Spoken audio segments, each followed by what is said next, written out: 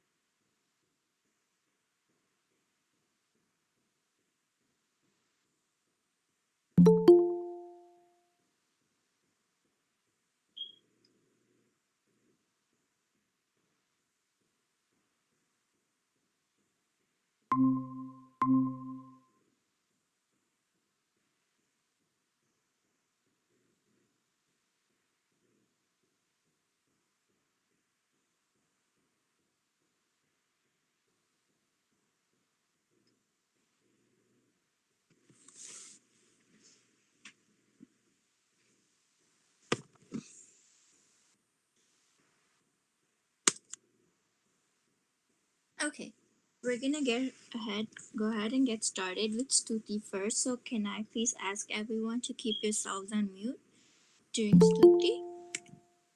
Okay.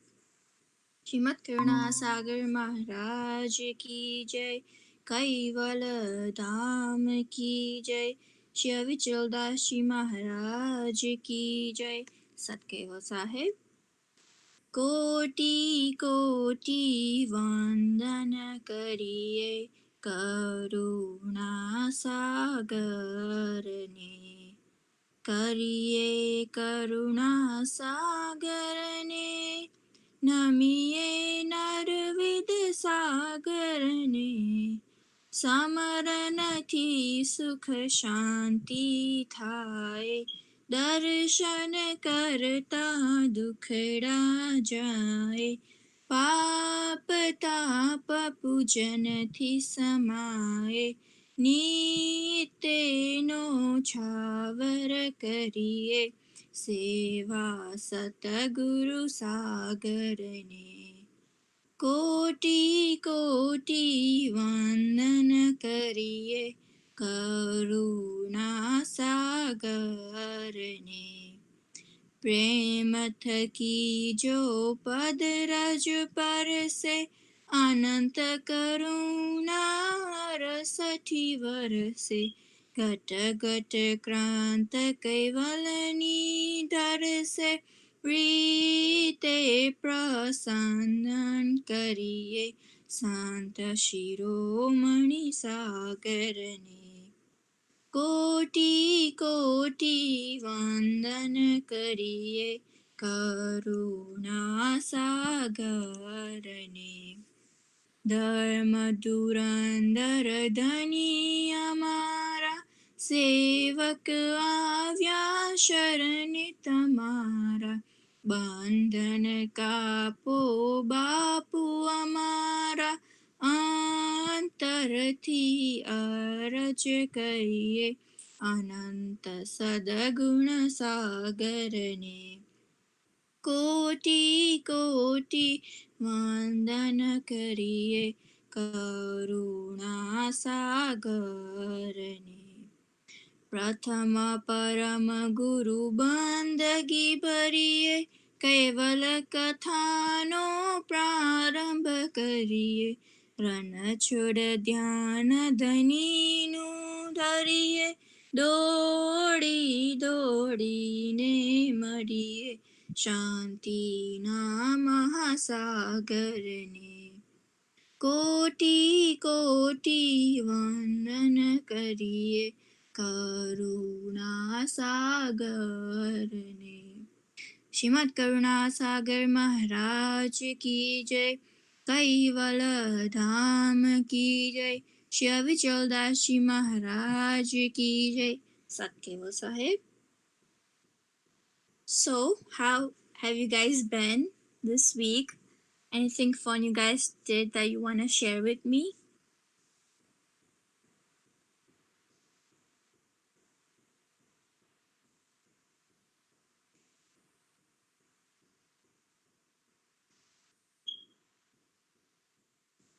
No, nobody wants to share.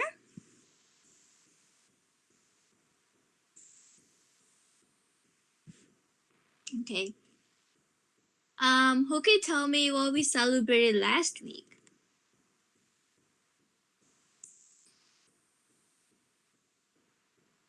Guru Purnima. Guru Purnima, correct. Do you remember what Guru Purnima is? It's okay if you don't.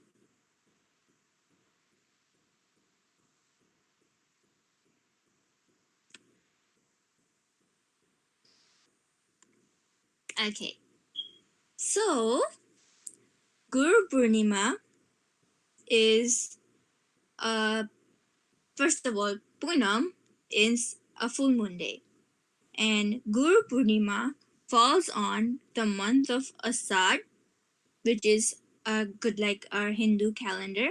So it falls on Asad Sud and then Punam, meaning the full moon day. And why is Punam so important to us? It's because it's a full moon day and it's the brightest day of the month, right? So the moon is so bright that it brings us happiness. And before, when there were no lights, people would like gather in their gam or like their villages to celebrate because it was the brightest day of the moon and they had the most light that night. And this Punam, Guru Punam, is dedicated to our teachers or our gurus. So a guru can be your school teacher, your sports coach, your parents, basically anyone who teaches us anything. And we dedicate this Punam to our Pujya Guruji and Param Guru. Because Param Guru and Pujya Guruji teaches us, gives us all this knowledge through grunts, shibirs, satsang, and who quickly wants to remind us what is our Pujya Guruji's name? Avidashram Maharaj. Yes, good job. Our Guruji's name is Sri Avichal Dashi Maharaj. Okay, so back to our Guru Punam. How do we celebrate Guru Punam? We do Upvas because... Sorry, go ahead. Puja. Yes, we do puja. Yes. So we do upvas, we do puja. But why do we do upvas? Because one of our 9 niyams or rules of our sampradaya is to do upvas or vrat. But what is upvas or vrat? Anybody knows?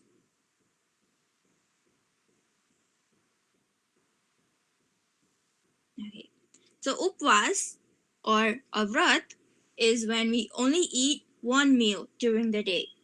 And some people, they don't even eat that one meal. And what are we actually doing when we do vrat? Our Guruji has told us that vrat means to stay connected.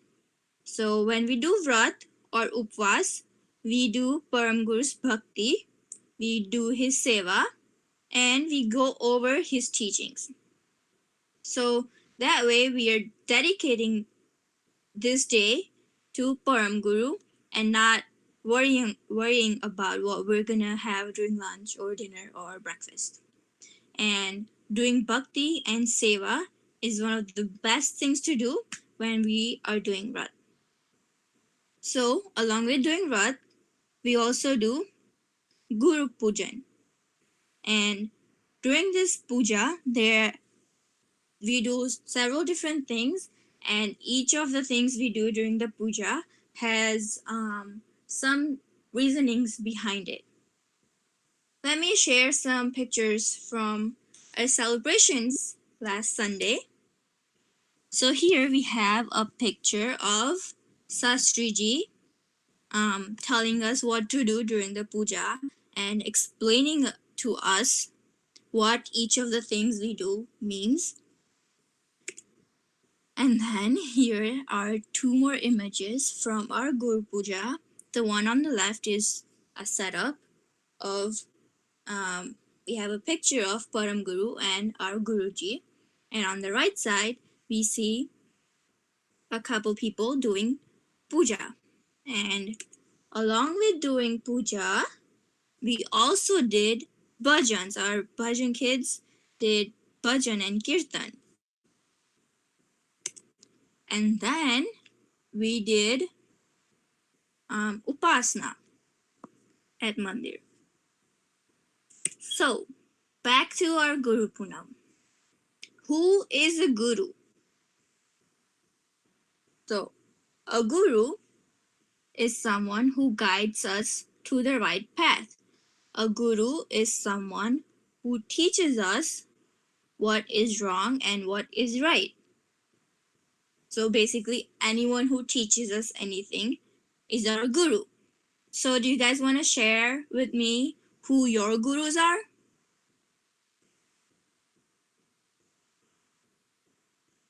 It's okay if you don't.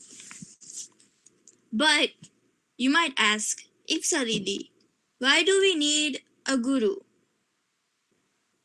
Because we need a guru because our Param Guru, so our Param Guru knows what we need, when we need, and how much we need. So he only gives us that much, like our parents. So all of us are home right now, right? And we get so bored that all we want to do is watch TV. But what do our parents tell us? They tell us that you can watch TV for like 30 minutes or an hour, and then when that hour or 30 minutes is over, they tell you to turn the TV off. What do we say? Can I please watch it for 5 more minutes? 5 more minutes, please, 5 more minutes. And then that 5 more minutes turns into an hour. And our parents really tell us to turn the TV off, and we get mad. But why do they tell us to turn the TV off? Because they know that too much TV or screen time is not good for your eyes. That they know that we need to do other things like go play outside or play a different game. And they're only allowing us to watch TV for a time that wouldn't cause too much damage to our eyes. They are keeping us away from the harms. And that is what gurus do. They teach us what is right and what is wrong. And that is why we need a guru. And it is also our parampara or a tradition to have guru. Even though Param Guru is the ultimate guru and he's above everyone else, he had made Sri Krishna Swami Maharaj his guru because as our parampara or tradition, everyone needs a guru. And he had set an example of how everyone needs a guru. He could have easily began spreading all this knowledge that he had brought with him, but he wanted to lead by setting an example.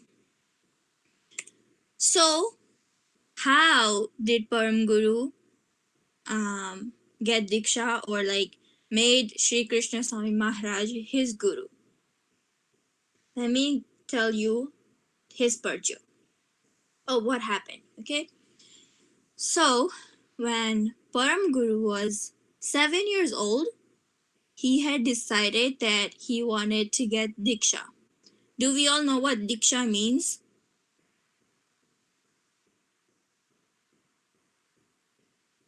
Okay, I'll just quickly tell you. So, Diksha is when we leave everything behind us, everything like including our house, our parents, our siblings, friends, family. We leave everyone behind, and then we go to a school.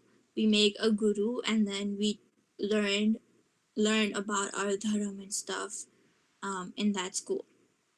So when Param Guru was 7 years old, he had decided that he wanted to leave everything behind and get Diksha and start spreading the knowledge that he had. And when he was little, his name was Balkuvid. And he wanted to go find a guru and learn from him and get Diksha. So Balkuvid left and went on a search to look for the right guru. He had found a guru whose name was Sri Krishna Swami Maharaj and decided that he was the perfect guru for him. Krishna Swami Maharaj was 750 years old, and he lived in a small ashram in a small village. This village was known as Odgam. So Kuver approached Sri Krishna Swami Maharaj and bowed down to him. He then told Krishna Swami Maharaj that he was in search of a guru and wanted to make Krishna Swami Maharaj his guru. So Krishna Swami Maharaj went into a meditative state or dhyan to see who Kuver really was. And after he woke up from his meditation, he realized that Kuver had more knowledge than anyone in the world. He told Kuver that, Balkuvid, why didn't you even need a guru to learn anything? If anything, he could give, he meaning Balkuvid, could give Krishna Swami Maharaj. Then Balkuvid said, that's not true. Everyone in the world needs a guru to help guide him, and without the right guru, a man is incomplete. So Krishna Swami Maharaj agreed and gave Balkuvid an assignment. He said, go by that well, there is a garden next to it. Take the water out of the well and fill the farm up with water. And when you are done, you may put the bucket down and come back. So Balkuvid did as he was told. He started filling the farm with water, and no matter how much water he put, the farm wouldn't fill up. He kept doing it all night. The next morning, Krishna Swami Maharaj woke up and went to the well. He stopped Kuber and looked at his hand. He said, oh my, look at your hands. They're swollen and bleeding. Balkuber replied, I have been doing this all night because the garden wouldn't fill. There's a rat hole in the ground and all the water keeps leaving through that hole. Then why didn't you just fill that hole? Sri Krishna Swami Maharaj asked. And he said, you told me to pour the water in the garden until I finished with putting the rope and the bucket away. To do anything else would be disobeying your orders, Balkuver replied. Wow, you are truly amazing.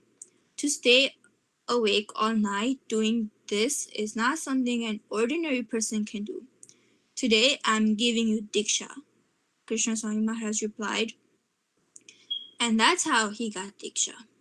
And this purchase shows how strong Param Guru is and how much knowledge he had.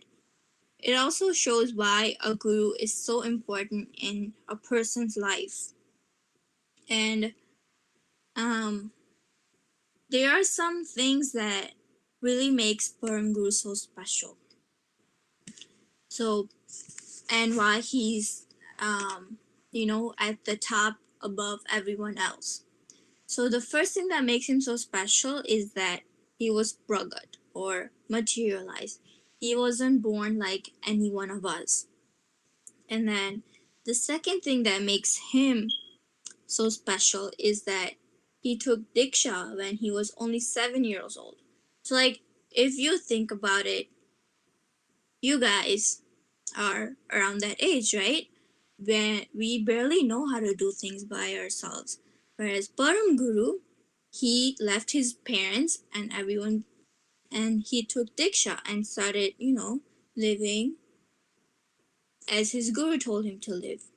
And the third thing that makes him so special is that he got Diksha in 24 hours.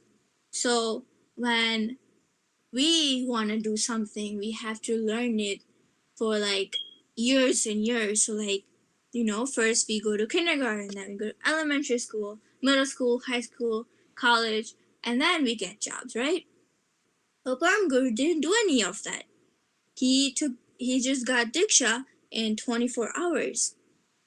And that is what makes him so special. And now that we know why a guru is so important and what so what do we do with all these things that our gurujis teach us, right? We have to practice what we learn. So, you guys are at the age where you're learning how to read and write, right? So, like, how does your teacher at schools teach you how to spell something? Or your parents? They make us write it over and over again, right? So, just like that, what we learn from Param Guru or Pujya Guruji, we need to practice some we need to practice it over and over again. And how do we do that? We can join satsang calls like this. We can attend shibirs, right? And I know you guys are like, Ipsa Didi, I'm too young for that. I can't go to shibirs. And you guys are not old enough. But guess what? This year we have a special and different plans for each and every one of you. Are you excited to hear about it? Can I hear a yes? Okay, I'll assume that you guys said yes, and now I'm just gonna tell you. So, this year, we have a virtual shibir or a webinar for everyone. So, it is from age 5 and older, so all of you on this call can join. And it is on July 25 and 26. And all you have to do is go to youthshibir.kaival.org and get yourself registered. So tell your parents that I want to go to Shibir this year and I want to register, so you can go to youthshibir.kaival.org and register yourselves. Okay? Anyone has any questions about anything I talked about today?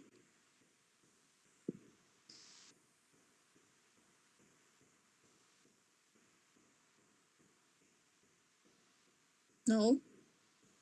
Am I gonna see you all at the Shibir webinar? Yes. Yes. Okay. I'll see you guys then, okay? But make sure you go register first at youthshibir.kaival.org, okay? That is all for this week, guys. Sat Keval Sahib. See you next week and at the Shibir webinar. Sat Keval Sahib.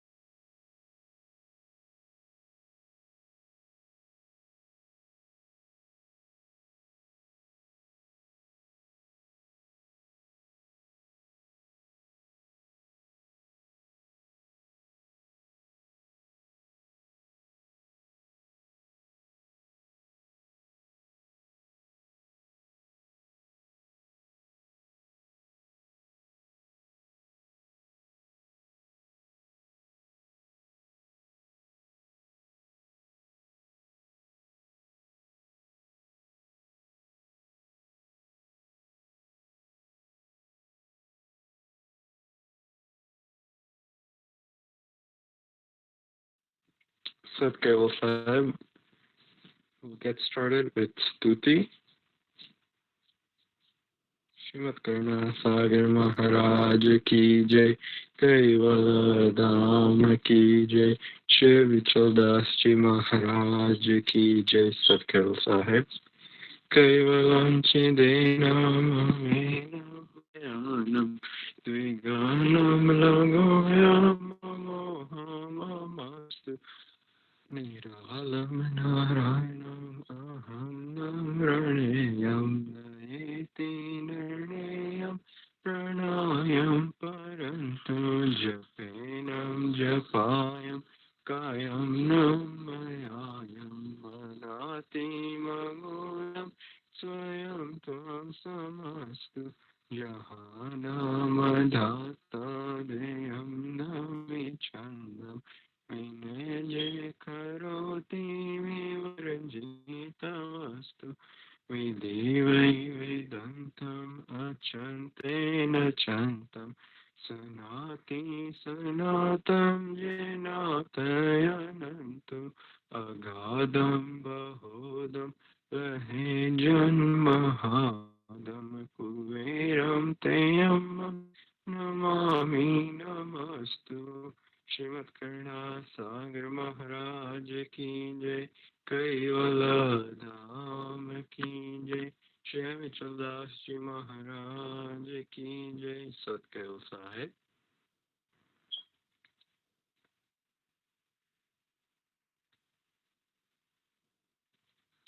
So today we're going to start off talking about this picture. So take a second and remind yourselves, what is this image about? What is it depicting? So this image, we call it the Pragatya scene. So this is depicting Param Guru's Pragatya, meaning when Param Guru materialized in the child form in Gujarat in the middle of a forest.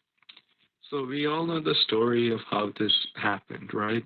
There was a lady named Hetva who was going to her mother's house one day with a little baby.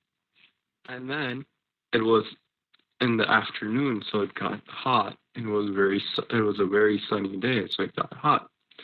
And back then, they didn't have water bottles or like we do right now, so she didn't have any water with her. And she got thirsty, so she had to go look for a water source. So the most natural place to find water would be a river or a lake or something like that, right? So on her way there in a forest, she found a little pond or like a little lake, and then she put her baby down by the lake, and then she went to go drink water from it. Then baby down and then turned around to drink water, a little animal came. So it's like a fox. The fox took her baby, and then this whole time, Hetva didn't know what was going on because she was busy drinking her water, right? So, and she put the baby a little away from the pond, so it wasn't like right by. So she noticed that. And then when she was done drinking water, she turned around and then she saw that her baby was gone. And then she started crying. She started looking everywhere for her baby. And then suddenly she saw this light coming from somewhere. And then she wondered, oh, what could that be in the middle of a jungle? And then she went near it, and then she saw Param Guru sitting, like you see in this picture, in the form of a small child. And so that is why this form of Param Guru is called Bal Kuver. So like Bal meaning a child, and Kuver is another name for Param Guru, right? And then she asked him, what are you doing here alone in the jungle? And then he told her why he was there, and that he will turn himself into her baby's form, and then she can take him home with her, sorry. So then, that's what Hetva did. Hetva took Balkur home, and then she raised him like her own child. And then, She kept Guru with her for about 7 years. And after 7 years, Param Guru did what he came here to do, and he left his house. He left Hitba and Raghuvir's house and went to an ashram. So you can see here this picture. Again, take a second to remind yourself what this image is about. So this image is about Param Guru getting Diksha. So Diksha, as you might know from previous satsangs, is like a graduation for when you become a sant or a sadhu, right? So like the past 2 years, we were celebrating Guruji's 50th Diksha year. So it's like been 50 years since he became a sadhu and passed through that graduation. So Param Guru, when he was 7 years old, again in the form of the child Balkuvir, he went to Sri Krishna Swami Maharaj's ashram, and he went there to get Diksha from him. But you might know the story of how it happened, right? He got Diksha, or he was able to get that, pass through the graduation in 24 hours, which no one else has gotten that, because usually it takes years and years to like stay there at the ashram with the guru and then learn everything, right? So if we want to like, let's say you want to become an engineer, you'll have to go to school for like your normal school for 12 years and then another 4 years to college, and then you get your bachelor's and stuff. And so it's similar to our like religious school, so like this ashram, where you have different classes that you take and then you get the graduation. But because Param Guru, being Param Guru, the ultimate guru, he actually didn't need to do all of that, right? He already had all the stuff that he gave us from Kaival Karta. So he didn't actually go there to study. He just did it as a sign of respect for his guru, or to maintain the guru tradition that we should all follow.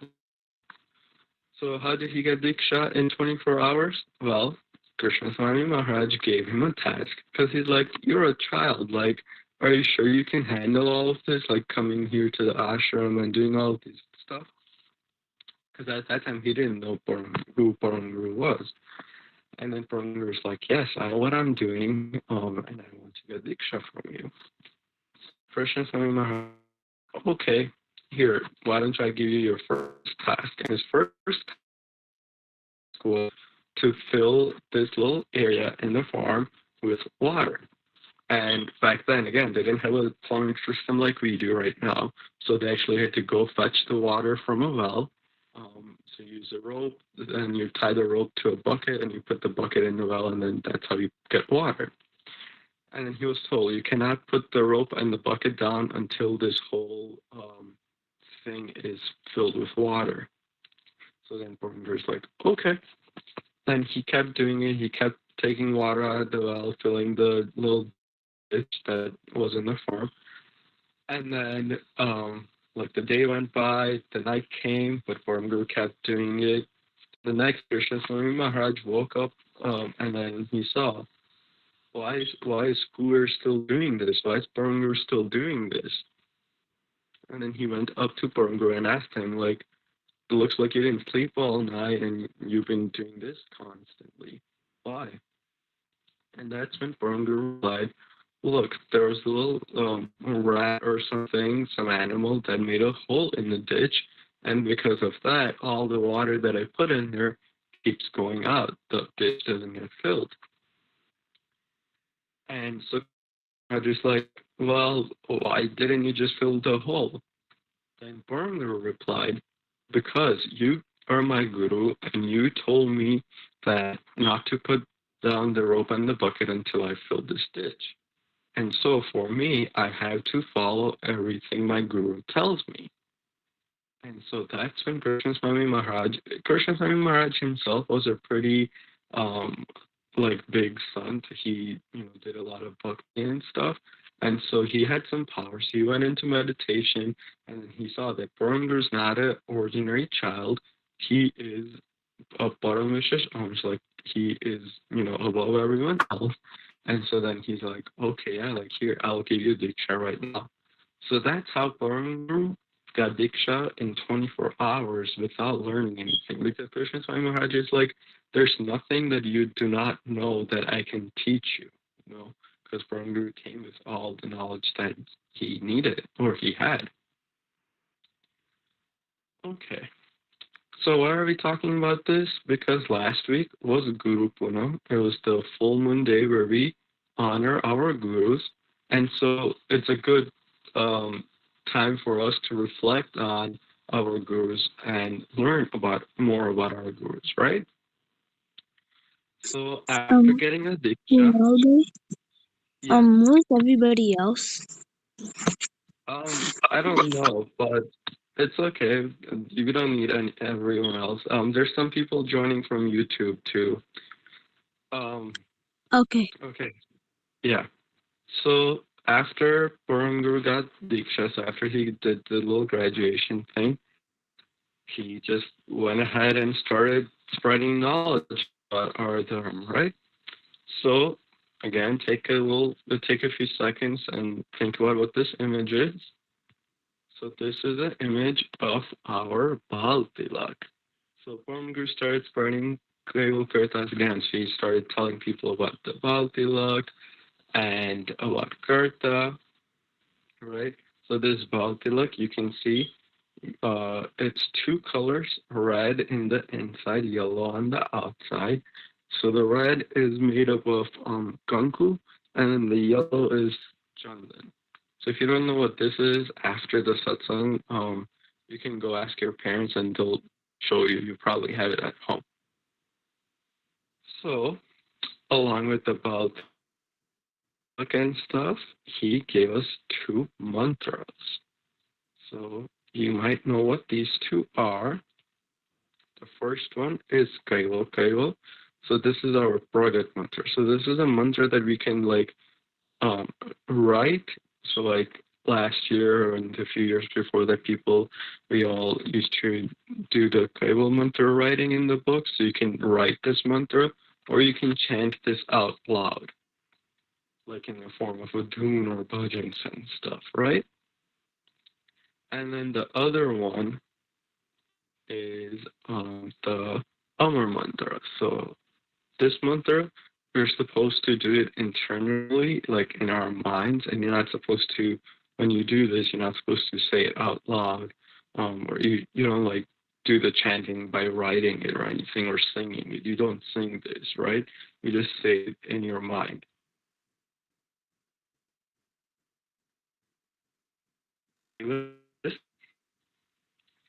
And then he established a Guru Shishya Parampara, meaning a guru and a disciple tradition. So one of his disciples or one of his students was Sri Narandas Ji Maharaj. And he chose him to be the next guru after Param Guru.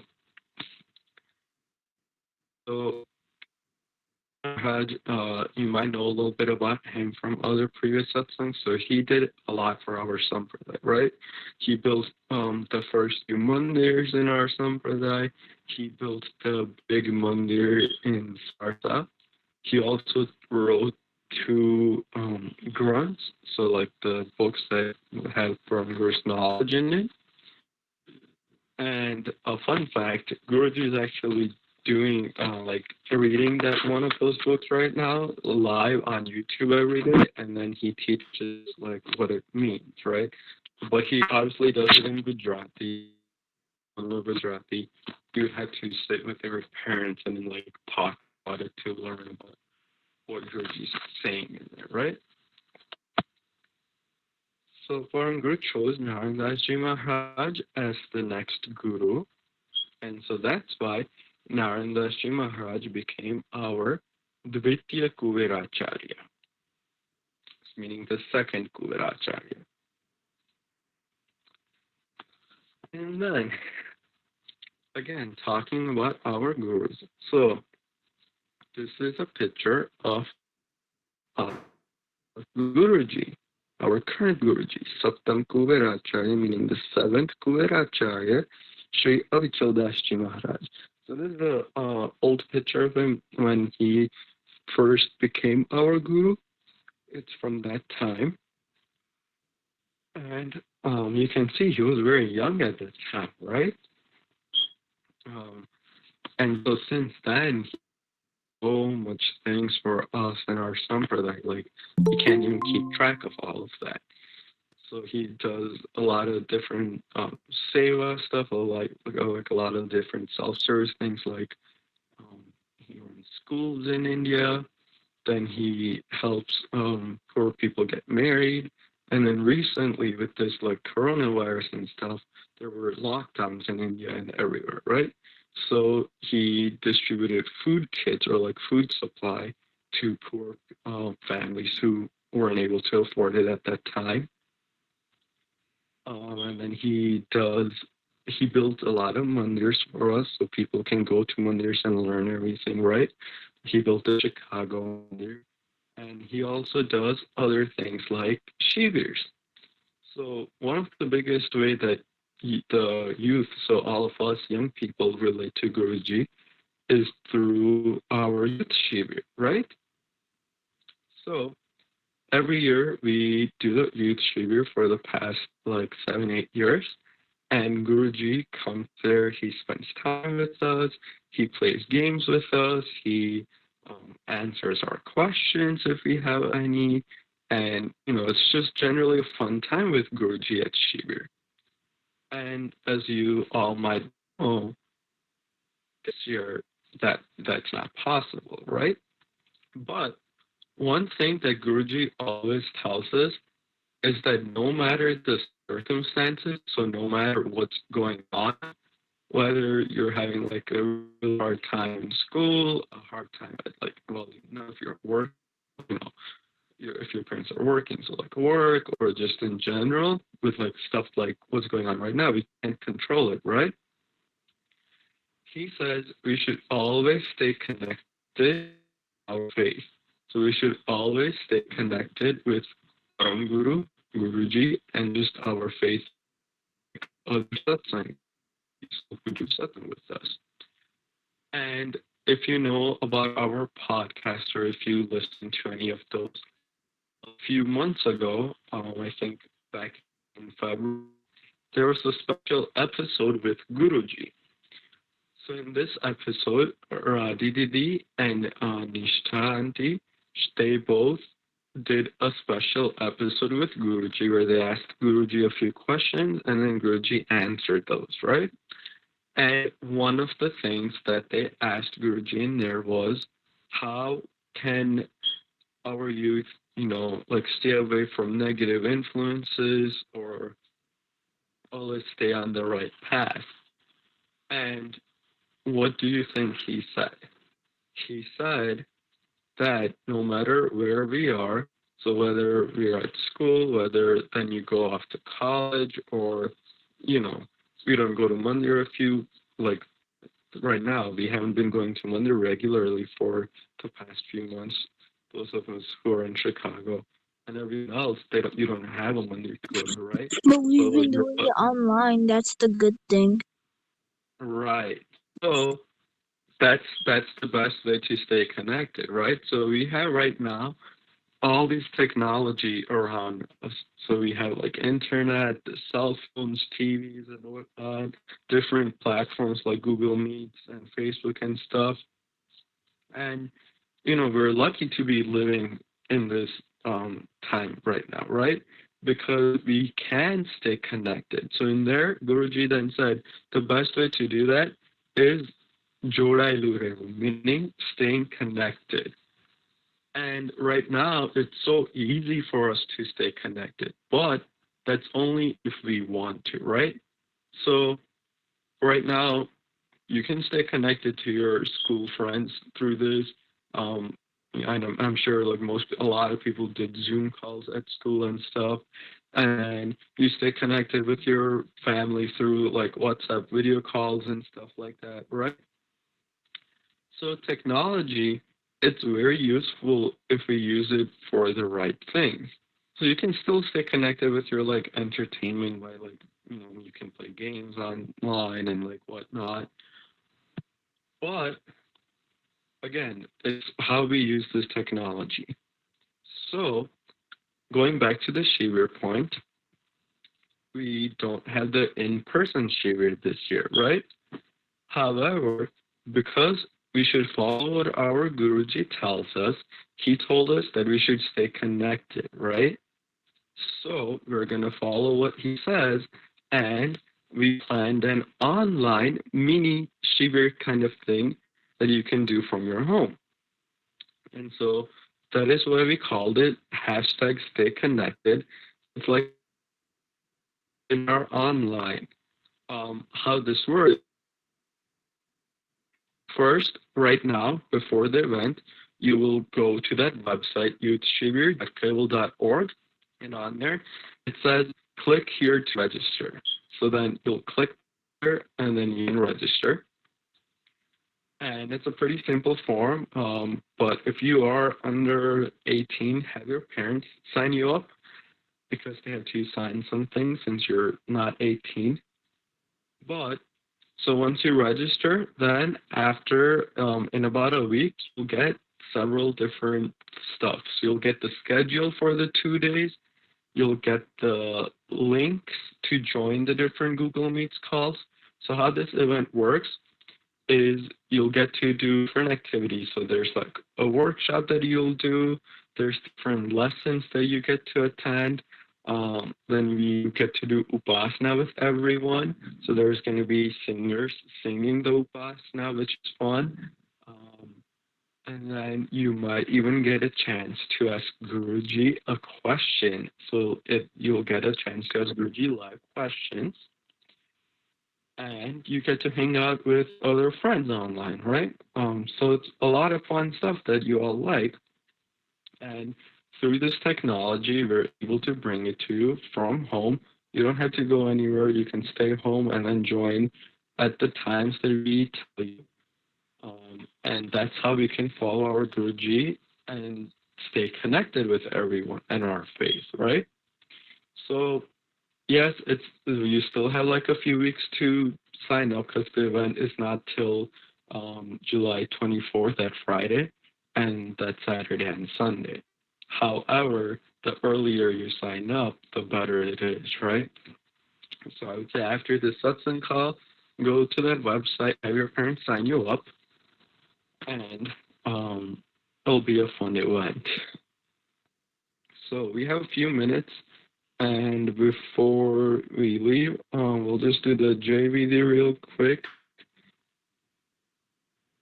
Okay. आदि सकरस्वराज का निष्क्रिय करता की जय श्री कृष्ण स्वामी महाराज की जय परम गुरु श्रीमद करना सागर महाराज की जय द्वितीय कुलाचार्य श्री नारायण दास जी महाराज की जय तृतीय कुलाचार्य श्री बलदेव दास जी महाराज की जय चतुर्थ कुलाचार्य श्री भगवान दास जी महाराज की जय पंचम कुलाचार्य श्री प्रयाग दास जी महाराज की जय षष्ठम कुबेराचार्य श्री शीतल दास जी महाराज की जय सप्तम कुबेराचार्य श्री अविचल दास जी महाराज की जय श्री सब संतन की जय श्री सब देवन की जय श्री ज्ञान संप्रदाय की जय श्री गुरु गादी सरसापुरी की जय श्री कैवल धाम की जय Sat Kaival Sahib. So this concludes our satsang for today.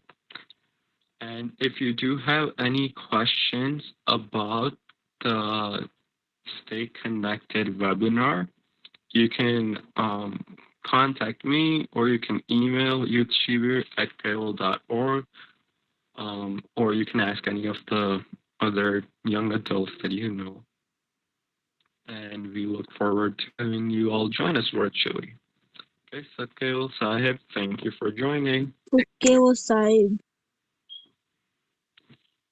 Tijaram, have a great day.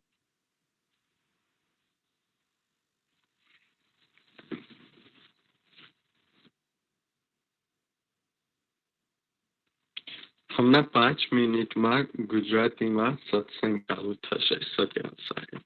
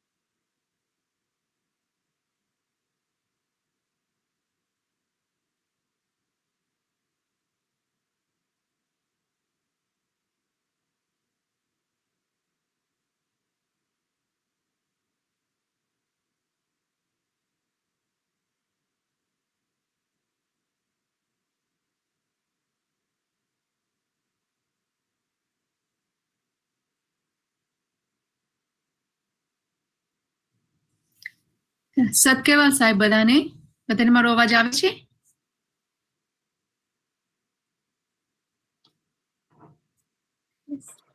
Yes ભાભી આવે છે. ઓકે ઓકે, તો સ્તુતિથી ચાલુ કરશું અને પછી સત્સંગ ચાલુ કરશું. ઓકે, શ્રીમદ કરુણાસાગર મહારાજ કી જય, કૈવલ ધામ કી જય, શ્રી વિઠ્ઠલાજી મહારાજ કી જય. સત્કેવલ સાહેબ. कैवलं चिदेनम् अवेनं वयानं द्विज्ञानं लघोऽयम् अमोहम् अमस्तु निरालं नरणायम् अहं नं वर्णेयं नयेति निर्णेयं प्रणायं परन्तु जपेनं जपायं कायं नं मायायं मनाति मगोऽयं स्वयं त्वं समस्तु जहानं दातानयं विचन्ते विनयजी करोति विवर्जित वस्तु विधि वै वेदन्तम् अचन्ते न चन्तं सुनाति सनातं ज्ञातं अनन्तु अगाधं वहोदं लहेजं महादं कुवेरं तयम्मं नमामि नमस्तु. श्रीमद करुणासागर महाराज की जय, कैवल धाम की जय, श्री विठ्ठलाजी महाराज की जय. सत्केवल સૌને સત્કેવલ સાહેબ. તો લાસ્ટ ગુરુ પૂર્ણિમા સત્સંગ પહેલાના સત્સંગમાં આપણે 6 પાપના વિશે વાત કરી હતી, જે અચરતબાએ આપણને કીધા હતા કે જેનું કોઈ નિવારણ નથી અને આ પાપ કરીએ તો આપણને નર્ક કર્મ જવું પડે છે. તો કૃષ્ણા, આપણે પહેલા બ્રીફલી જોઈ લઈએ. હા, અચરતબાએ અચરત સાગર ગ્રંથમાં કીધું છે કે કો હરિજન કો સંત હી જેહી શરણગત આય ઉદય અષ્ટ બિચરે નહીં તેહી પરમ પદ પાય. અચરતબા કહે છે કે જે સંત અને ભક્તજન દિવ્ય પરમ ગુરુના શરણમાં આવે અને તે ઉદયથી અસ્ત સુધી પરમ ગુરુથી વિખૂટા ના પડે, એટલે કે પરમ ગુરુને ના છોડે, પરમ ગુરુના સાથે સદાય માટે કનેક્ટેડ રહે, તો જ તે પરમ કૈવલ પદ પ્રાપ્ત કરી શકે છે. અચરતબા અહીંયા ઉદય અને અસ્તની વાત કરે છે. તો આપણો ઉદય ક્યારે થાય? કે જ્યારે પરમ ગુરુને મળ્યા ત્યારથી આપણો ઉદય, અને અસ્ત જ્યારે આપણા આ પંચ ભૌતિક શરીરનો નાશ થાય ત્યારે. તો આપણા ઉદયથી અસ્ત સુધી આપણે પરમ ગુરુથી વિખૂટા ના પડીએ તો આપણને પરમ પદની પ્રાપ્તિ ચોક્કસ થશે. તો પ્રશ્ન થાય કે જો આપણે ઉદયથી અસ્ત સુધી પરમ ગુરુના શરણથી વિખૂટા ના પડીએ તો કોઈ પણ પાપ માફ થઈ જાય?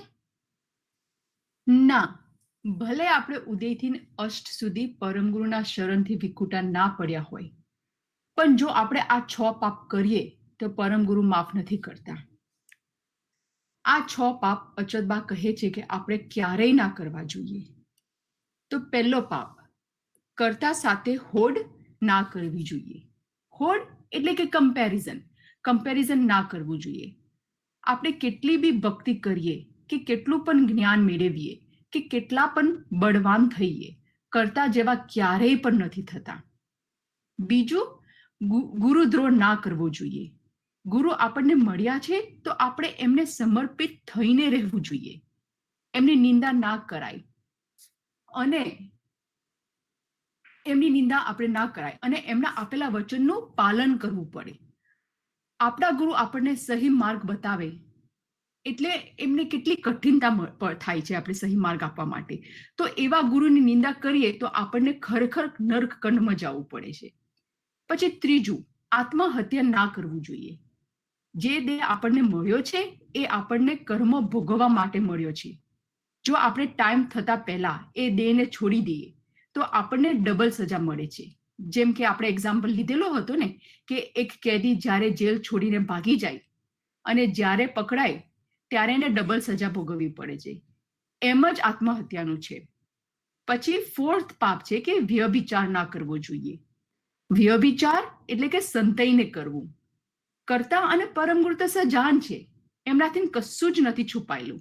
તો પછી આપણે સંતાઈને કરીએ એનું ફળ આપણને ભોગવવું જ પડે છે. પછી સંત અને ભક્તજનોની નિંદા ના કરવી જોઈએ. બધા જ કૈવલ કર્તાના અંશ છીએ અને જ્યારે આપણે કોઈની નિંદા કરીએ ત્યારે આપણે એ માણસનું દિલ દુખાવીએ છીએ. એ એક મોટો પાપ કહેવાય. પરમ ગુરુએ પણ નિંદા વિશે એમના ગ્રંથમાં વાત કરી છે અને આપણા શાસ્ત્રોમાં પણ નિંદા વિશેનું વર્ણન કર્યું છે કે કોઈની નિંદા કરીએ એ બહુ જ મોટો દોષ છે. પછી 6th પાપ છે તે અવતારી પુરુષના અવગુણ પોતાના હૃદયમાં ધારણ ના કરવા જોઈએ. આ અવતારી પુરુષ આ સૃષ્ટિ ઉપર અધર્મનું નાશ કરવા માટે આવ્યા હતા. જેને એમની નિંદા એમના હયાતીમાં કરી હતી એમને ત્યાં જ સજા મળી હતી. અત્યારે તો આપણે એમની નિંદા કરીએ તો એ ગુનામાં ગણાઈ જાય છે. સાચી વાત છે ભાભી. આ 6 પાપનું નિવારણ ક્યાંય જ નથી અને એને ભોગવવા માટે નર્ક કુંડમાં જ જવું પડે છે. આપણે આપણા પાપ ભોગવવા માટે વારંવાર ભિન્ન ભિન્ન પ્રકારના શરીર ધારણ કરવા પડે છે અને જ્યાં સુધી આ ખોટા કર્મનો દોષ દૂર નહીં થાય ત્યાં સુધી આપણે અખંડ કૈવલપતિ પાસે જઈ શકતા નથી.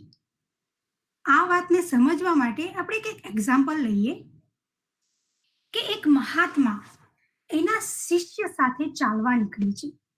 ચાલતા ચાલતા એક નદી પાસેથી પસાર થતા હોય છે અને ત્યાં એક માછીમાર માછલા પકડતો હોય છે. એ જોઈને શિષ્યને પ્રશ્ન થાય છે અને મહાત્માને પૂછે છે કે ગુરુજી, આ માછીમાર રોજ કેટલા માછલા પકડતો હશે અને મારતો હશે? તો આ માછલા માર્યાના પાપનો બદલો એ કયા જન્મમાં ભોગવી રહેશે? આમ તો આ માછીમાર આખી સૃષ્ટિ પૂરી થશે ત્યાં સુધી પણ આ પાપનો બદલો ચૂકવી નહીં શકે. ત્યારે મહાત્મા કહે છે કે જેઓ જેવું કર્મ કરે તેઓ તેવું જ ફળ ભોગવે છે અને કર્મનું ફળ એક યા બીજા જન્મમાં ભોગવ્યા વગર છૂટકો જ નથી. એટલે તને આમ આવો પ્રશ્ન થાય છે માછીમારને જોઈને. એનો જવાબ તને એક દિવસ જાતે જ સમજાઈ જશે. એમ કહીને તેઓ આગળ ચાલવા લાગ્યા. થોડા દિવસ પછી તેઓ બંને ચાલવા નીકળેલા હોય છે અને થોડે દૂર એક હાથી જોવા મળે છે. એ હાથીનું આખું શરીર સડી ગયું હતું અને નાના નાના અનેક કીડાઓ તેના શરીરને ખાઈ રહ્યા હતા.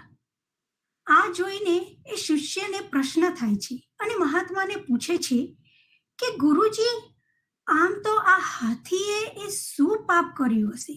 એવા કેવા કર્મો કર્યા હશે કે આમ અનેક જીવડાઓ, આ કીડાઓ હાથીના આ શરીરને ખાઈ રહ્યા છે અને આવું અસહ્ય દુઃખ સહન કરવું પડે છે?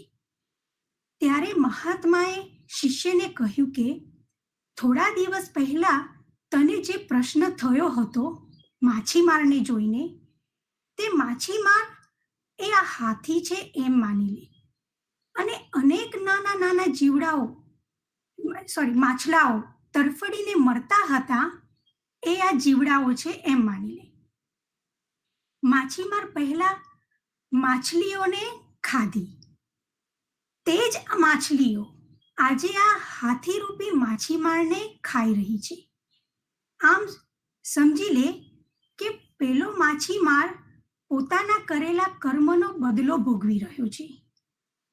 આમ જે જીવ એક જીવને મારે છે તો એ ખોટા કર્મનો બદલો એ મરેલો જીવ ફરી જન્મ લઈને વારે છે અને આમ કરતા કરતા જન્મ મરણના ફેરામાં ફર્યા જ કરે છે અને કર્મ બંધનમાંથી ક્યારેય બહાર આવી શકતા નથી. તો પ્રશ્ન થાય કે પરમ પદની પ્રાપ્તિ કરવી છે તો કેવી રીતે કરી શકાય? આપણે આ સંસારમાં રહીએ છીએ, ફેમિલી અને ફ્રેન્ડ્સ સાથે ટાઈમ કાઢીએ છીએ અને સાથે રહીએ છીએ તો ક્યારેક કોઈનું દિલ દુખાવીએ કે કોઈને અપશબ્દ કહીએ કે ચાલતા ચાલતા જંતુ પગ નીચે આવી જાય, એટલે કે નાના નાના પાપ તો આપણે કરીએ જ છે. એને આપણું મન તો કેટલાક વિચારોમાં ફર્યા કરતું હોય છે. એ બી એક કર્મ જ બાંધે છે ને. ચાલો માનીએ કે 24 કલાકમાં 8 કલાક તો આપણે સૂઈ જઈએ, તો બાકીના કલાકો તો જાગતા હોઈએ છીએ, તો આપણે કેટલા બધા કર્મો બાંધીએ છીએ. તો બધાને પ્રશ્ન થતો હશે કે પરમપદની પ્રાપ્તિ કેવી રીતે થઈ શકશે? આ નાના પાપનું નિવારણ કેવી રીતે થઈ શકશે? તો શું આ મનુષ્યનો દેહ પરમપદની પ્રાપ્તિ કરી શકશે? અચરતબા કહે છે કે હા, જો આપણે ઉપર જણાવેલા 6 પાપ ના કરીએ અને આપણે ઉદયથી અસ્ત સુધી પરમગુરુના શરણથી વિખૂટા ના પડ્યા હોય તો હાલતા ચાલતા નાના નાના પાપનું નિવારણ છે. હા, અચરતબા આપણને અચરત સાગર ગ્રંથમાં સમજાવે છે કે આ નાના નાના પાપનું નિવારણ કેવી રીતે કરી શકાય. તો પહેલું, કૈવલ કર્તાનું ભજન સ્મરણ કરવાથી કેટલાક પાપ નષ્ટ થઈ જાય છે. જ્યારે આપણે પરમગુરુના ભજન અને સ્મરણ કરીએ છીએ ત્યારે આપણા મનમાં કોઈ પણ વિચાર પરમગુરુ સિવાય નથી આવતા. વધારમાં વધારે જે કર્મ બાંધે છે એ છે આપણું મન. આપણું મન માકડા જેવું છે, અહીંયાથી ત્યાં ઉછાળા માર્યા કરે. જો 24 કલાક આપણે ખાલી પરમગુરુનું સ્મરણ અને ભજન કરીશું તો બીજા કશા જ વિચારોનો ટાઈમ નહીં મળે અને આપણા વિચારો સાત્વિક બનશે. આપણે ફક્ત પરમગુરુના જ વિચાર કરીએ અને પરમગુરુના આપેલા આદેશને જ અનુસરીએ તો આપણે કોઈ ખરાબ કર્મ બાંધીએ નહીં. કહેવાય છે ને કે ભક્તિ અગ્નિમાફિક છે કે જેનાથી આપણા કરેલા પાપ બળી જાય. તો આમ આપણા અમુક નાના કરેલા પાપ માફ થાય અને બીજા નવા બંધાતા નથી. હા, અને બીજું નિવારણ, કેટલાક અનીતિથી થયેલા પાપ ઉત્તમ રહેણીકરણીથી નષ્ટ થઈ જાય છે. હવે આ ઉત્તમ રહેણીકરણી એટલે શું? એટલે કે આપણું રહેવાનું અને કરવાનું ઉત્તમ હોવું જોઈએ. શું ખાવું, કેવું બોલવું, કેવી રીતે બિહેવ કરવું, કોનો સંગ રાખવો, ક્યારે નાવું, આ બધું ઉત્તમ રહેણીકરણીમાં સમાવેશ થાય છે. ક્યારે ઉઠવું અને ક્યારે નાવું, એટલે કે વહેલા ઉઠીને આપણે શરીર શુદ્ધ કરીને પહેલા ઉપાસના પાઠ કરવા જોઈએ કે જેનાથી આપણા મન ઉપર સારો પ્રભાવ પડે. અમુક જગ્યાએ ફર્યા પછી આપણે શરીર શુદ્ધિ કરવી, હાથ પગ ધોઈ લેવા. જે અપવિત્ર વસ્તુ છે એ નહીં અડવું અથવા એને અડ્યા પછી નાહી લેવું. દૂષિત ભોજન નહીં ખાવું, એઠું કોઈને ખવડાવવું નહીં. ખાવા પીવાના નિયમ રાખવા, કેમ કે આપણે જે ખાઈએ છીએ એની અસર આપણા મન ઉપર થાય છે. કેવા માણસનો સંગ રાખવો, તો કપટી અને લુચ્ચા લોકોથી દૂર રહેવું, કારણ કે આવા લોકો આપણા દુઃખનું કારણ બને છે. સારા વ્યવહારી માણસો, ભક્તજનો કે સંતોના સંગમાં રહેવું કે જેનાથી આપણું કલ્યાણ થાય અને કૈવલ કર્તાના માર્ગમાં આગળ વધી શકીએ. આમ અમુક પ્રકારની શુદ્ધ રહેણીકરણીથી અનિતિથી થતા પાપ નથી થતા અને જો થાય તો દૂર કરી શકાય છે. સાચી વાત છે. અચરતબા એમ પણ કહે છે કે કેટલાક પાપ દયા, દીનતા અને સમદમપણે શીલવત પાડવાથી નષ્ટ થઈ જાય છે. દયા, તો દયા ધર્મનું રૂપ છે. પરમ ગુરુએ પણ સંધ્યા સાખીમાં દયા અને દીનતાને સ્થાન આપેલું છે. પરમ ગુરુ કહે છે કે 4 ચિહ્ન હરિભક્ત કે પ્રગટ દિખાવન દે, દયા, ક્ષમા और दीनता પર દુઃખ કુ હર લેત. પરમ ગુરુ કહે છે કે જે ભક્તજનો આ 4 સ્વભાવ જે કે છે દયા, ક્ષમા, દીનતા અને બીજાનું દુઃખ હરી લે છે, એ જે 4 સ્વભાવ રાખે છે એ જ એમના સાચા ભક્ત છે. જ્યારે આપણે દયા રાખશું તો જ બીજાના દુઃખ હરી શકશું. બાપજી પણ કહે છે કે 4 જીવ પ્રત્યે આપણે દયા જરૂર રાખવી જોઈએ. તો કયા 4 જીવ હોય?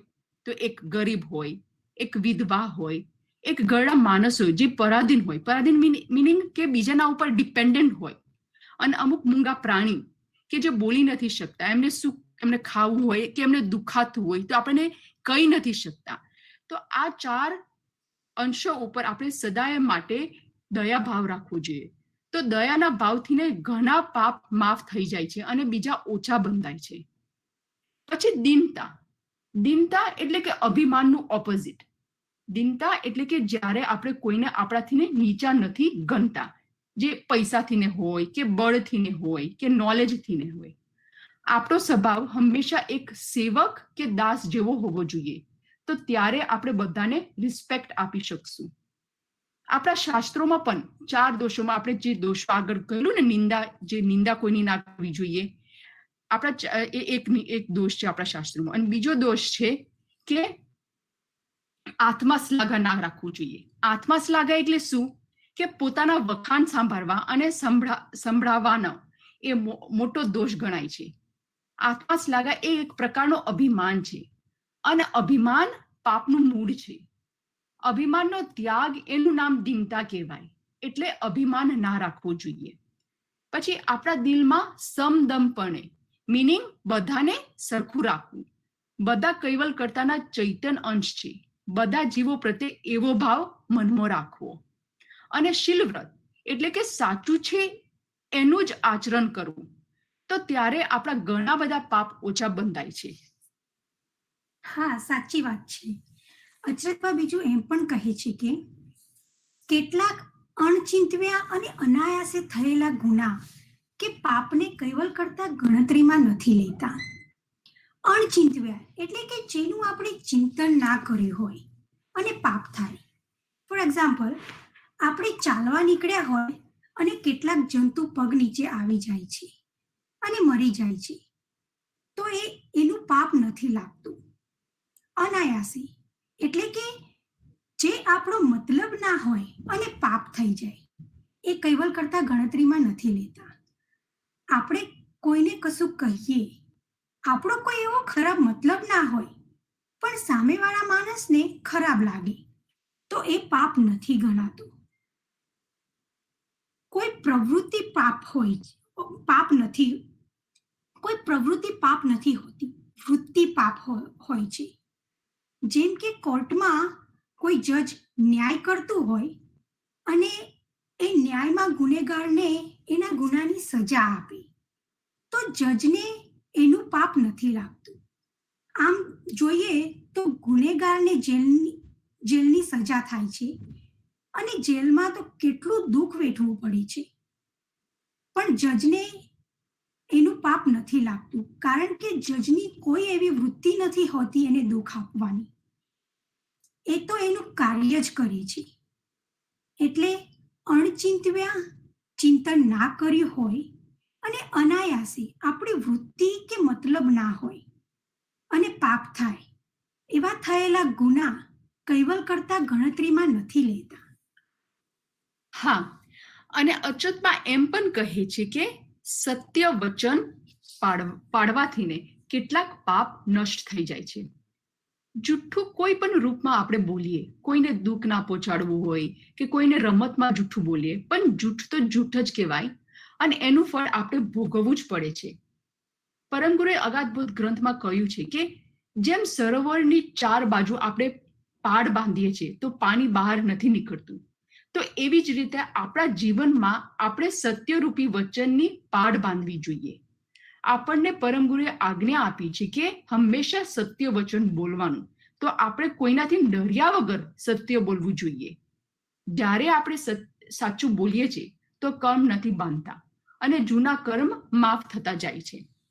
અને જૂઠું કેવું હોય કે એક જૂઠ છુપાવવા માટે આપણે કેટલાક જૂઠ બોલીએ છીએ. એક એક્ઝામ્પલ લઈ લો. હું એક્ઝામ હોય અને હું ફેલ થઈ હોય અને કોઈ આવીને મારા પેરેન્ટ્સને પૂછે કેવા રિઝલ્ટ આવ્યા નિષ્ઠાને, તો મારા પેરેન્ટ્સ જૂઠું બોલે કે એને 80% નિષ્ઠા પાસ થઈ ગઈ. પછી નેક્સ્ટ ડે બીજું કોઈક પૂછે તો ફરીથી ને યાદ રાખીને કહેવું પડે કે નિષ્ઠા 80% માં પાસ થઈ ગઈ, અને ફરી કોઈ પૂછે તો એ જ જવાબ આપવો પડે. આમ કરતા કરતા કેટલાક જૂઠ બોલીએ છીએ. જો એક વખતે સાચું બોલી જઈએ તો આટલા બધા જૂઠ બોલવા પડે કે આપણે, અને યાદ રાખવું પડે કે બીજાને શું કીધું? ના. તો આમ સત્ય વચન બોલવાથી આપણા કર્મ બંધાતા નથી અને જૂના કર્મો પણ દૂર થઈ જાય છે. સાચી વાત છે ભાભી, આપણે સત્ય વચન જ બોલવું જોઈએ. અચરતબા આગળ કહે છે કે સહેજા સહેજ ગતિ દ્વારા હલનચલન કરવાથી પણ કેટલાક પાપ નષ્ટ થઈ જાય છે. સહેજા સહેજ એટલે કે ઇનોસન્ટ ભાવ, નાના કિડ્સના જેવું મન રાખવું, એકદમ ઇનોસન્ટ. સહેજા સહેજ એટલે કે જેમાં કોઈ પણ જાતનું પ્રપંચ ના હોય, કોઈ પણ જાતની મેલી વૃત્તિ ના હોય. જેમ કે અગ્નિમાં કોઈ પણ વસ્તુ મૂકીએ તો બળી જાય છે, બચતી જ નથી. એવી જ રીતે આપણે જો સહેજા સહેજ ગતિ એટલે કે આપણા સારા આચરણ, ઇનોસન્ટ ભાવમાં જ કેટલાક પાપ બળી જાય છે અને કોઈ નવા પાપ બંધાતા પણ નથી. હા, અને પછી અચરતબા કહે છે કે કેટલાક પાપ મનમાં કોઈ પણ પ્રકારની કુટિલતા ના રાખતા, સરળ સ્વભાવ રાખતાથી નષ્ટ થઈ જાય છે. મનમાં કોઈ પણ પ્રકારનું કપટ રાખ્યા વગર નિર્મળ સ્વભાવેથી રહીએ તો નિશ્ચિત કેટલાક પાપ દૂર થશે. મનમાં કંઈક વિચારીએ અને બહાર બીજું કંઈક બોલીએ, આવું વ્યવહાર રાખીએ તો એ કર્મ બાંધે છે અને સામેવાળા માણસનું ટ્રસ્ટ બી ગુમાવીએ છીએ.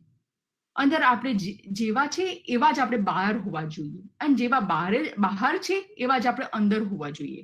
આપણી વાણી, વિચાર અને વર્તનમાં પોલિટિકલ બિહેવિયર ના હોવું જોઈએ. તો આમ આપણા ઘણા ઓછા કર્મ બનશે. આની માટે અચરતબાએ આપણને એક વસ્તુ સમજાવી છે કે ઘણા માણસો અંદર પાપ રાખતા હોય અને બહાર સારું સારું દેખાડે, પણ અમુક ટાઈમ અમુક સત્ય વચન પાડવા વાળા લોકોને સહન ના થાય અને એ કપટી લોકોને કહી દે કે તમે મારી સાથે આવું રોંગ કર્યું, એ કપટ કર્યું તમે મારી સાથે. તો એ ટાઈમે એવા કપટી લોકોને દુઃખ થાય, કેમ કે સત્ય તો હંમેશા કડવું હોય, રાઈટ? એટલે એ લોકોને દુઃખ થાય, કપટી લોકોને દુઃખ થાય કે સાચું કીધું એમને. પણ અચરતબા કહે છે કે જ્યારે આપણે સત્ય વાત કરીએ અને સામેની વ્યક્તિ જેને કે કપટ કર્યું છે, આપણે જેને રોંગ કર્યું છે એને દુઃખ થાય તો આપણને પાપ નથી લાગતું. આપણે પેલા વાત કરી હતી કે આપણે કોઈને દિલ દુખાડીએ ત્યારે આપણને પાપ લાગે, રાઈટ? એટલે અચરતબા આપણને અહીંયા સમજાવે છે કે કોઈ બી માણસ આપણી જોડે રોંગ કરે કે આપણી જોડે કપટ કરે અને આપણે એ માણસને કન્ફ્રન્ટ કરીએ કે તમે મારી જોડે રોંગ કર્યું, તો આપણને પાપ નથી લાગતું. ભલે એ માણસને દુઃખ થાય આપણા બોલવાથી, પણ આપણને પાપ નથી લાગતું. આપણે પેલો એક્ઝામ્પલ લીધેલો ને જજનો, કે જજ જ્યારે એક ગુનેગારને સજા આપે તો એને પાપ નથી લાગતું. એવી જ રીતે અહીંયા અચરતબા આપણને સમજાવે છે. હા, અને કેટલાક પાપ મુનિ વ્રત પાળવાથી એટલે કે મૌન વ્રત ધારણ કરવાથી નષ્ટ થઈ જાય છે. ગુજરાતીમાં એક કહેવત છે, ના બોલવામાં 9 ગુણ. જ્યારે આપણે વધારે પડતું બોલીએ છીએ ત્યારે આપણે કોઈક વાર હર્ટ પણ કરી દઈએ છીએ અને પછી પાછું ગિલ્ટ પણ થાય છે. તો સમટાઈમ્સ ના બોલવાથી ઘણા બધા ઝઘડા નથી થતા. જ્યારે આપણે મૌન વ્રત પાડીએ ત્યારે આપણે ગોસિપ પણ નથી કરતા, આપણે જુઠ્ઠું પણ નથી બોલવું પડતું અને આપણી એનર્જી પણ સેવ થાય છે. જેટલું જરૂર પડે તેટલું જ બોલવું કે પછી મૌન રહેવું, તો તેનાથી કર્મ ના બંધાય. પાપ વ્યર્થ વચનો બોલવાને લીધે થાય છે. ગાંધીજી વીકમાં 1 દિવસ મૌન વ્રત રાખતા હતા અને એમ કહેતા હતા કે એ 1 દિવસ મૌન રાખવાથી એમને બીજા 6 દિવસનું બળ, એનર્જી મળતું હતું. એટલે કહેવાનો મતલબ કે મૌન વ્રત પાડવાથી ઘણા બધા ફાયદા થાય છે.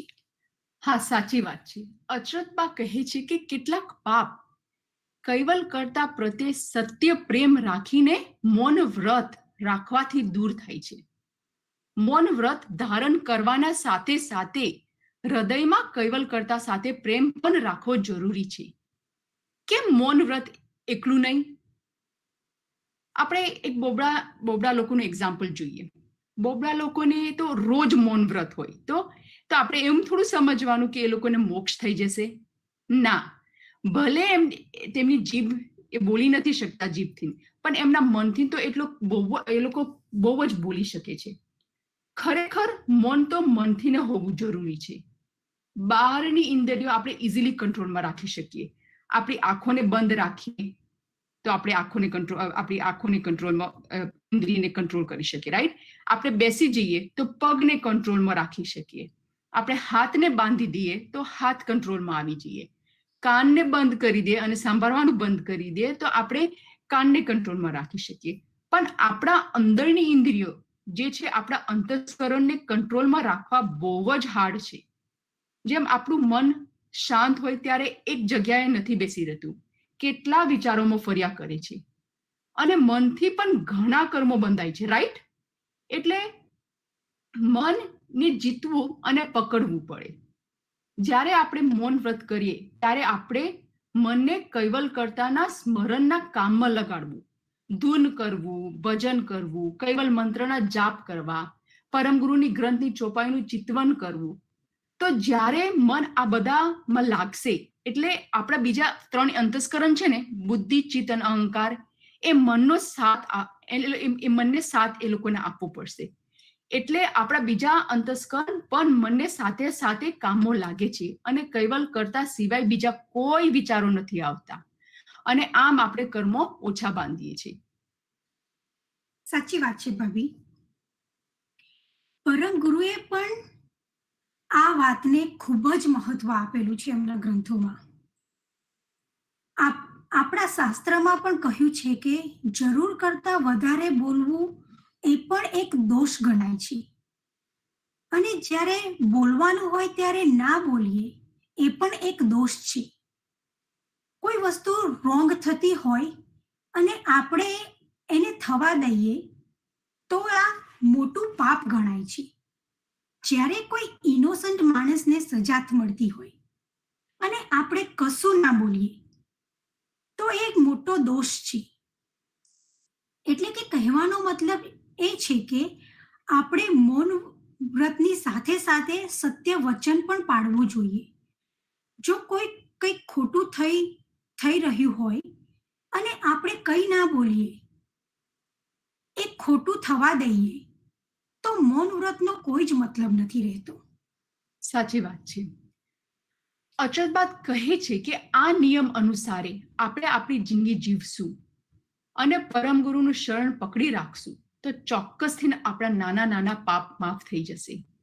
જો આવી ઉત્તમ રહેણી કેણી પાડશું અને આપણાથી નાના નાના પાપ થાય તો પરમ ગુરુ ચોક્કસ માફ કરી દે છે. જ્યારે આપણને પ્રભુ પ્રાપ્તિ કરવી છે અને એના પગથિયા ચડીએ છીએ તો પછી આપણી રહેણી કેળણી ફક્ત શુદ્ધ અને સ્વચ્છ હોવી જોઈએ. અને સ્વચ્છ અને શુદ્ધ હશે તો જ આપણે આપણી મંજિલ સુધી પહોંચી શકશું. અહીંયા કરેલા કર્મોનું ફળ અહીંયા જ ભોગવી લેવાથી કૈવલ કરતાના ગુનેગાર કહેવાતા નથી. પણ આપણને એ પ્રશ્ન થાય કે જો આપણે આ નિયમ અનુસાર આપણી જિંદગી જીવીએ અને પરમ ગુરુનું શરણ ના છોડીએ તો પહેલા કરેલા પાપનું શું? પરમ ગુરુના શરણમાં આવ્યા પહેલા આપણે કેટલાક પાપ કર્યા છે કેમ કે આપણને ખબર નથી, તો આપણને કેવી રીતે પરમ પદની પ્રાપ્તિ થશે? તો આ પ્રશ્ન એક પ્રતિવાદીએ પરમ ગુરુને પૂછ્યું હતું. તો પરમ ગુરુએ કહ્યું હતું કે જો એમના શરણમાં આવ્યા પછી આપણે એમના આપેલા ઉપદેશ પ્રમાણે આપણી જિંદગી જીવશું તો આપણા પહેલા કર્મોના ફળ માફ કરવાની એમની જવાબદારી, એટલે કે પરમ ગુરુની જવાબદારી. હા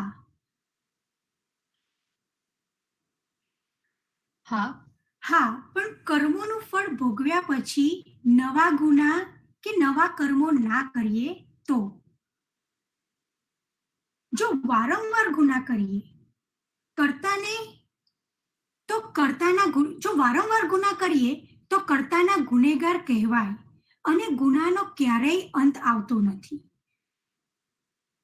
જો જે પાપ આપણને ના ખબર હોય છતાં આપણે વારંવાર કરીએ ત્યારે એ ઉત્તમ રહેણીકરણી નથી ગણાતી. ફોર એક્ઝામ્પલ, જેમ કે એક માણસ પહેલી વાર ચોરી કરીને પકડાય તો એને ભૂલ સમજીને માફી મળી છે કે ચાલો ભૂલથી ચોરી થઈ ગઈ હશે, એને માફ કરી દઈએ. માફી મળી ગઈ, પણ એના રેકોર્ડમાં આવી ગયું કે એને ચોરી કરી છે. પણ જો એ ફરી ચોરી કરે અને પકડાય તો એની પહેલી ચોરી ભલે માફ થઈ ગઈ હોય, પણ એના રેકોર્ડમાં આવી જ જાય છે કે પહેલા ચોરી કરેલી છે. એટલે જ્યારે ફરી પકડાય છે ત્યારે આ ભૂલ નથી કહેવાતી, પણ ગુનો કહેવાય છે અને ચોરીની સજા ભોગવવી જ પડે છે. એટલે કે કહેવાનો મતલબ એમ છે કે પરમ ગુરુના શરણમાં આવ્યા પછી આપણાથી ભૂલ થાય, પણ પછી એ ભૂલને સુધારવી પડે અને ફરી એ ભૂલ ન થાય એનું ધ્યાન રાખવું પડે. પણ જો ભૂલો જ કર્યા કરીએ તો ભૂલની સજા તો મળવાની જ છે.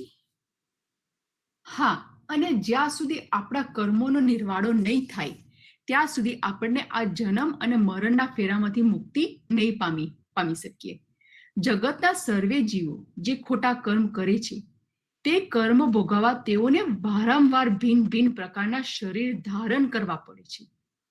જ્યાં સુધી આ જન્મ અને મરણના ફેરામાંથી નહીં મુક્તિ મળે આપણે, ત્યાં સુધી આપણને આપણું નિજ ઘર નહીં મળે, ત્યાં સુધી આપણને પરમપદની પ્રાપ્તિ નહીં થાય. સાચી વાત છે ભાભી. ઉત્તમ રહેણીકરણી હોવી એ ખૂબ જ જરૂરી છે કર્મોના બંધનમાંથી મુક્તિ મેળવવા માટે. અને આવી ઉત્તમ રહેણીકરણીની પરમ ગુરુએ પણ ખૂબ જ મહત્વ આપ્યું છે. આજે આપણે અગાધબોધ ગ્રંથમાં પરમ ગુરુએ કરેલ ઉત્તમ રહેણીકરણી વિશે વાત કરીએ. પરમ ગુરુ અગાધબોધ ગ્રંથમાં કહે છે કે કામ ક્રોધ મોહ તજી અહંકારા હરખ શોખ અભિમાન વિકારા સિલવંત લક્ષે નિસદિનહી સો સાચે હમરે હરિજનહી.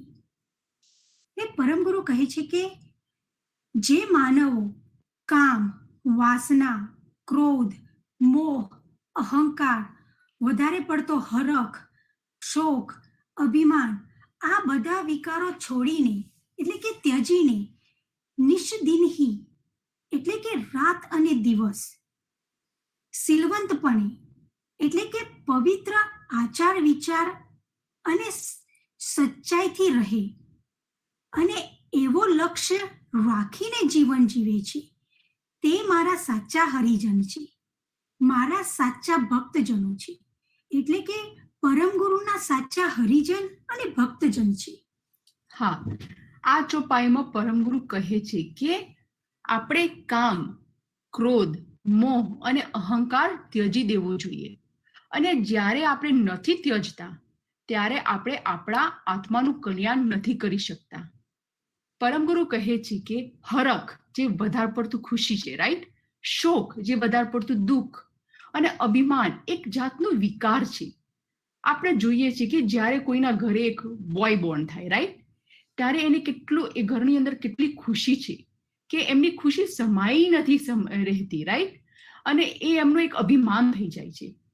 પણ જ્યારે એ પુત્ર મોટો થાય અને એના મા બાપનું ના સાંભળે તો એમને કેટલું દુઃખ થાય છે, રાઈટ. તો પહેલા જ્યારે નાનો હતો, જ્યારે છોકરો પુત્ર નહોતો ત્યારે એ લોકોને દુઃખ હતું કે પુત્ર નથી, અને જ્યારે પુત્ર આવ્યો તો એકદમ ખુશી થઈ ગઈ, તો એકદમ હરખ છે. અને જ્યારે મોટો થઈને જ્યારે પુત્ર સાંભળતો નથી ત્યારે એકદમ દુઃખ થાય છે. આમ સુખ અને દુઃખ એક પછી એક આવ્યા જ કરે છે. વધારે પડતી ખુશી અને શોક આપણા મનના વિકાર છે જે આપણને વધારે પડતું દુઃખ તરફ લઈ જાય છે. આપણું સુખ અને દુઃખ આપણા કર્મ અને નિયંતા સર્જનહારના નિયમ અનુસાર મળે છે આપણને. તો જ્યારે આપણને વધારે પડતું મળી જાય તો બહુ જ હરખ નહીં રાખવાનો, અને જ્યારે આપણાથી કંઈક અલગ થાય ત્યારે બહુ જ શોખ નહીં રાખવાનો. સુખની પાછળ દુઃખ છુપાયેલું છે અને દુઃખની પાછળ સુખ છુપાયેલું છે, જે આપણને નથી દેખાતું. આપણે ન્યુટ્રલ જ રહેવું જોઈએ. કોઈ પણ પરિસ્થિતિ મારા પ્રભુએ મારી માટે નક્કી કર્યું છે એ જ મારી માટે સુખ છે, એવી દ્રષ્ટિ રાખવી જોઈએ.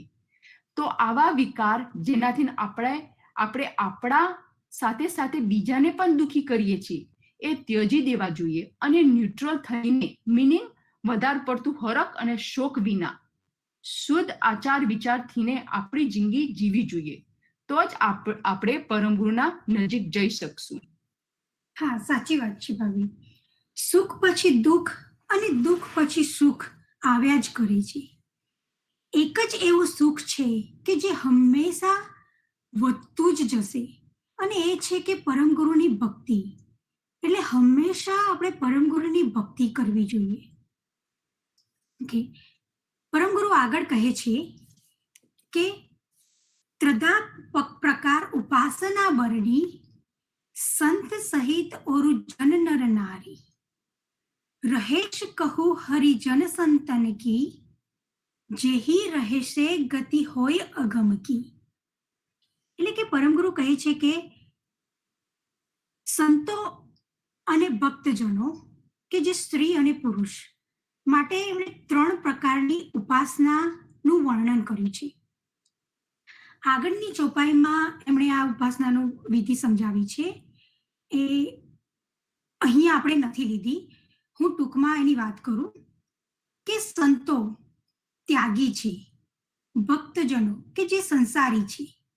તો એવી રીતે પરમ ગુરુએ અલગ અલગ રીતે સંત અને ભક્તજનો માટે ઉપાસનાની વાત બતાવી છે કે સંતને 2 કલાક અને 24 મિનિટ 2 hours and 24 મિનિટ સુધી નિયમ પ્રમાણે આસન કરવું અને 2160 to 2160 અમર મંત્રના જાપ કરવા, અને ભક્તજનો માટે 48 મિનિટ 48 મિનિટ સુધી 720 અમર મંત્રના જાપ કરવા, અને નાના નાના ભક્તજનો માટે કૈવલ કર્તાનું ધ્યાન ધરવું, પરમ ગુરુના ચરણાવિંદમાં પ્રેમ રાખીને હરતા ફરતા કૈવલ મંત્રના જાપ કરતા રહેવું,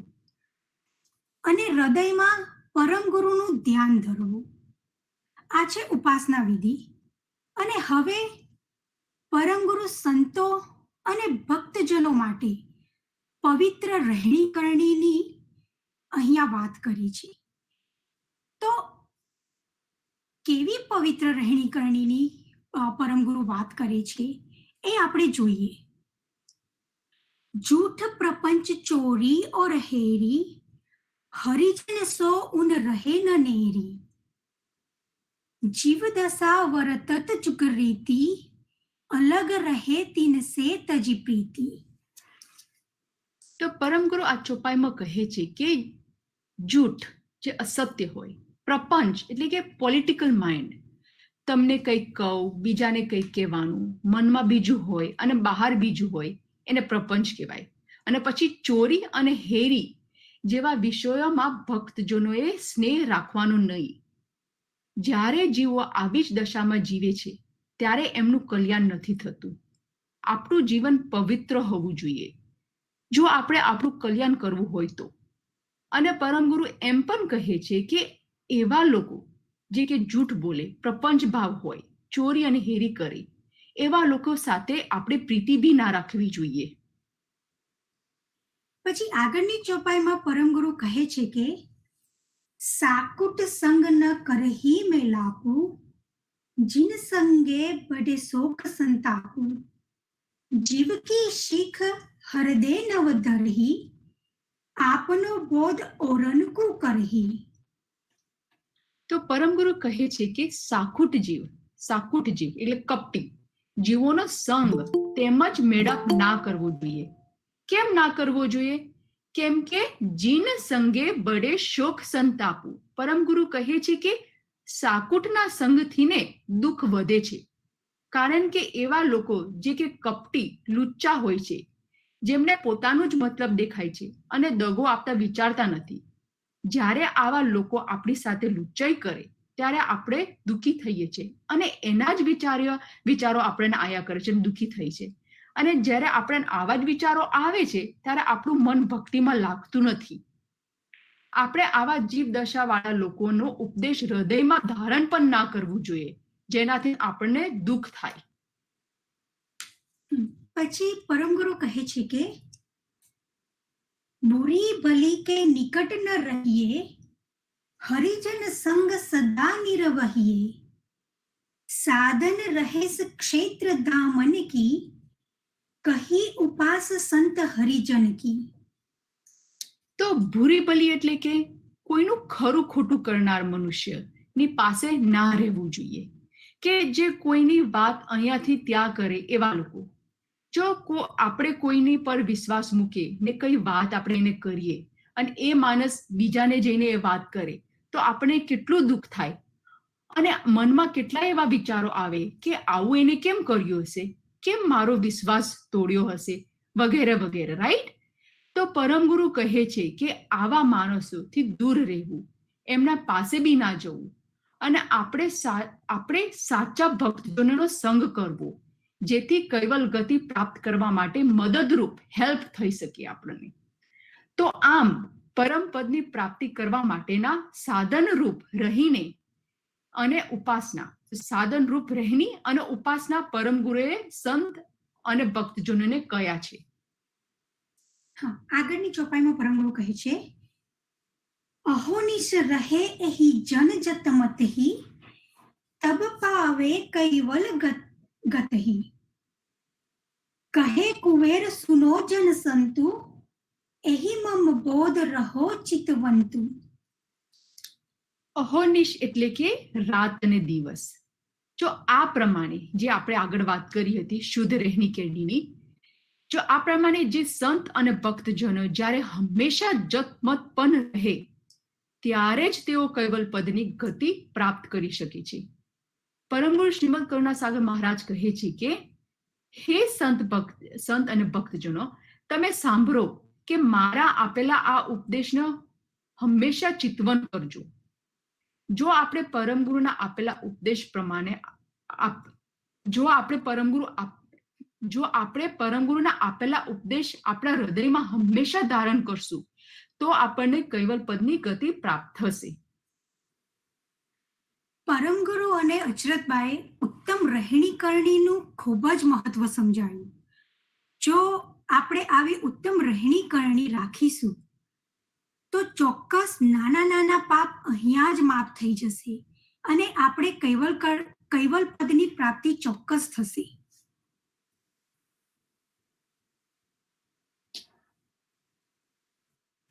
તો આ ઉત્તમ રહેણી કેળણીના વિશે અચરતબા અને પરમ ગુરુએ આપણે ખૂબ જ સમજાવ્યું છે અને આપણે સદાય માટે આ વસ્તુ આપણા હૃદયમાં ધારણ કરવું પડે, જેથી આપણે પાપ ના વધારે, આપણા પાપ વધે ના અને જેટલા પાપ આપણે કરીએ છીએ એનાથી ધીમે ધીમે ઓછા થતા જાય. કોઈને કશું એડ કરવું છે કે કોઈને કોઈ ક્વેશ્ચન છે?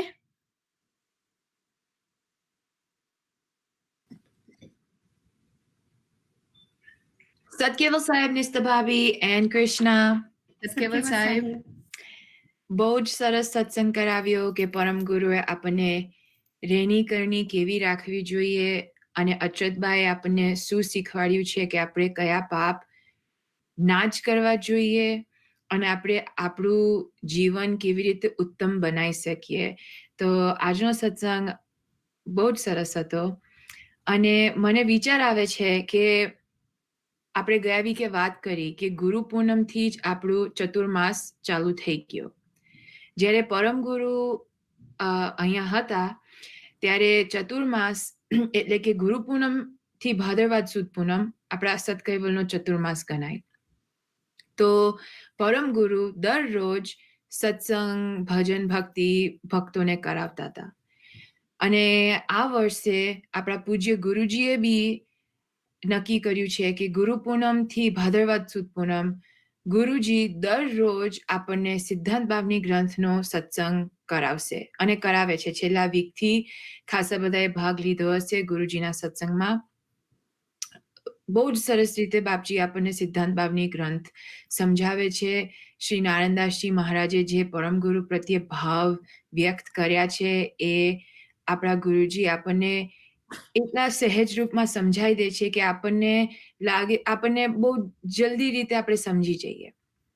તો આપણે લેટ્સ સે આપણે ગયા વીકે વાત કરી હતી કે ગુરુ પૂનમ છે તો આજથી જ આપણે બધા શરૂ કરીએ કે ચતુર્માસ આજથી ચાલુ થાય છે આપણો. ગુરુજી આજથી સત્સંગ ચાલુ કરે છે.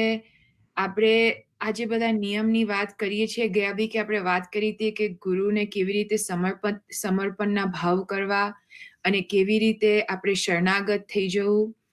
અને આજે નિષ્ઠા ભાભી અને કૃષ્ણાએ આપણને વાત કરી કે આપણે કેવી રીતે આપણી રહેણી કરણી રાખવી જોઈએ.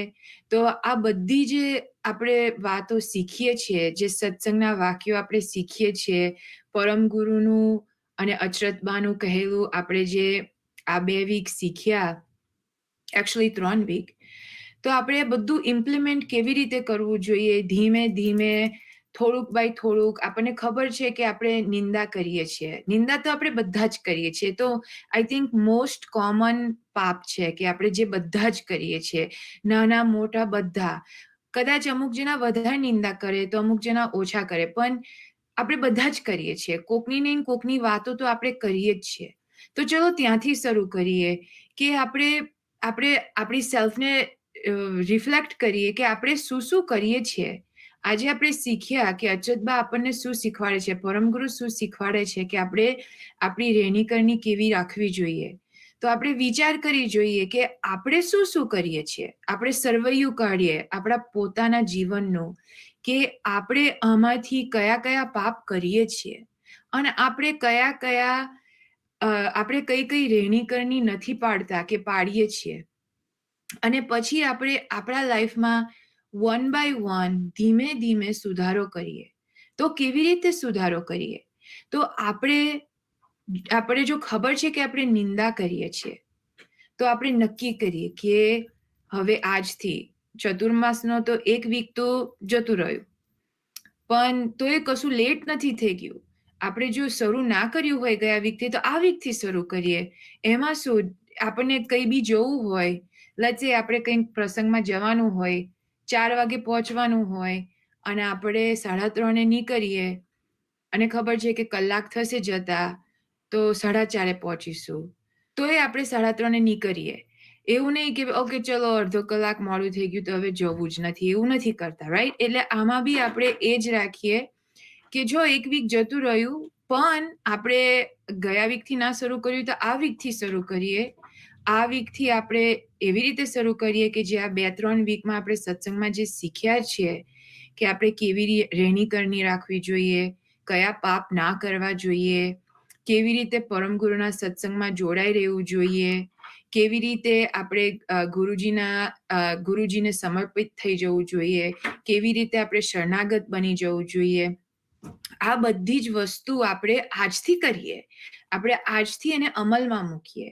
અને ગુરુજી દરરોજ આપણને સત્સંગ કરાવે છે તો આપણે દરરોજ સત્સંગનો લાભ લઈએ અને પૂજ્ય ગુરુજીના વચનો આપણા જીવનમાં આપણે ઇમ્પ્લિમેન્ટ કરીએ અને અમલમાં મૂકીએ.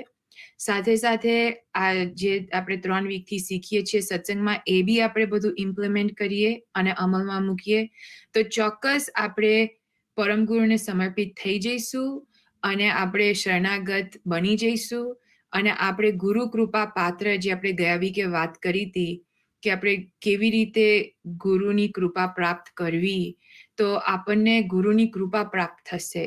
અને જ્યારે આપણને ગુરુની કૃપા પ્રાપ્ત થશે તો આપણું આખું જીવન જ એકદમ ઇઝીલી આપણે હરેક કાર્ય કરી શકીશું.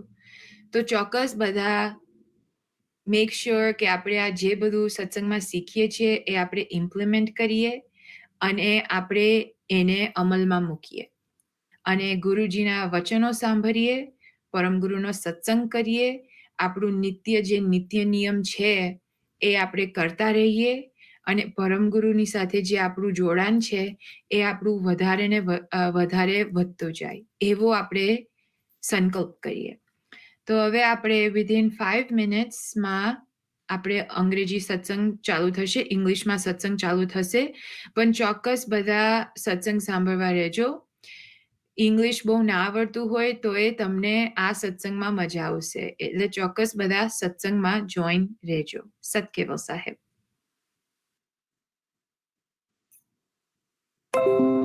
તો અમારે એક એનાઉન્સમેન્ટ કરવી છે, શિબિરની એનાઉન્સમેન્ટ.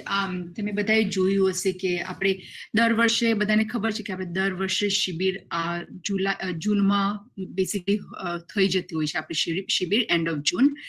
પણ આ વર્ષે બીકોઝ ઓફ કોરોના વાયરસ આપણે બધા મળી નથી શકતા, એટલે આ વખત થોડું જુદું કર્યું છે. પણ શિબિર તો છે જ. ઇટ ઇઝ વર્ચ્યુઅલ શિબિર જે છે જુલાઈ 25th અને 26th. આપણે જે પેલા શિબિરોમાં આપણે બધા કરતા એવી જ રીતે હશે અને everything is going to be same. અને પણ આપણે બધાને, આપણે કિડ્સને બી એન્કરેજ કરવું જોઈએ કે એ લોકોને રજીસ્ટર કરવું જોઈએ અને શિબિરમાં ડેફિનેટલી જોઈન થવું જોઈએ. બહુ બધું ફન વસ્તુ કરવાના છે આપણે. ફન વર્કશોપ છે, લાઈક કુકિંગ ક્લાસીસ હશે, વર્કઆઉટ હશે, ગેમ્સ હશે, અને સાથે સાથે આપણે પરમ ગુરુનું જ્ઞાન બી આપણે મેળવશું અને આપણું કૈવલ ધર્મનું બી નવી બધી વસ્તુ શીખવા મળશે. તો આ ઇવેન્ટ ફ્રી છે અને ઓનલાઈન છે, જેમાં આપણે સત્સંગ કરીએ છીએ ને વર્ચ્યુઅલ સત્સંગ હેંગઆઉટ્સમાં, એવી જ રીતે આપણે આ શિબિર ઓનલાઈન કરવાના છે ગૂગલ હેંગઆઉટ્સમાં. આપણે પેરેન્ટ્સ તરીકે આપણી રિસ્પોન્સિબિલિટી થાય છે કે આપણે એન્કરેજ કરીએ આપણા કિડ્સને કે દે શુડ ગેટ ઇન્વોલ્વડ અને શિબિર માટે સાઇન અપ કરે. પ્લીઝ એ લોકોને એન્કરેજ કરજો. એ લોકોએ સાઇન અપ ના કર્યું હોય તો tell them to sign up for the shibir. And also encourage બીજા બધા ફેમિલીઝને બી જોઈન કરવા માટે એન્કરેજ કરો. આ વખત થોડું શિબિર જુદું છે અને it's going to be so much fun and I hope તમે બધા જોઈન કરી શકો. તો સત કેવલ સાહેબ. Yes, thank you, Bhabhi, for making that announcement. ચોક્કસ બધા શિબિરમાં તમારા બાળકોને join કરજો. Kids, if you're listening, make sure to register, join. It's a 2-day event, completely virtual. We're trying to bring the shibir experience to each and every one of your homes. It's not going to be the same as a regular shibir. We understand that. But we can't physically get together. That does not mean that we can't get together spiritually. And that doesn't mean that we can't exchange positive discourse. We can and we should. Because this is the time when we need to stay connected, stay bonded, have these positive discussions, and connect spiritually and mentally with one another. So everyone is encouraged to get involved, register. Even if you can only attend one day, still attend, because doing something is better than doing nothing. Sat Keval Sahib.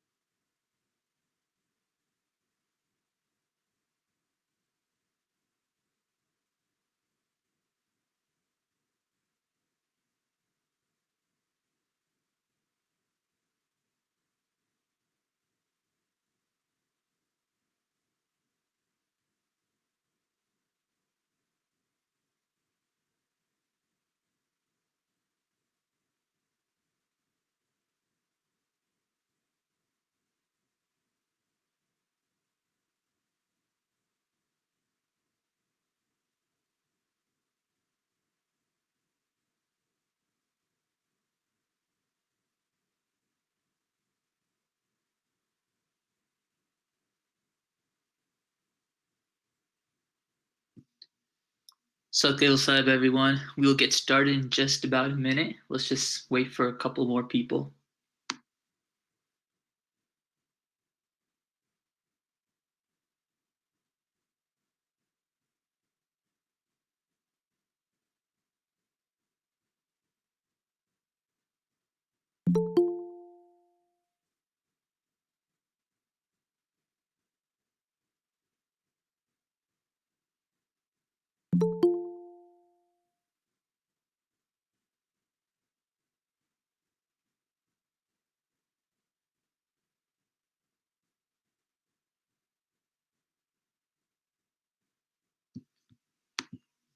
All right, let's go ahead and get started. Before we start our satsang for today, let's go ahead and start with our stuti.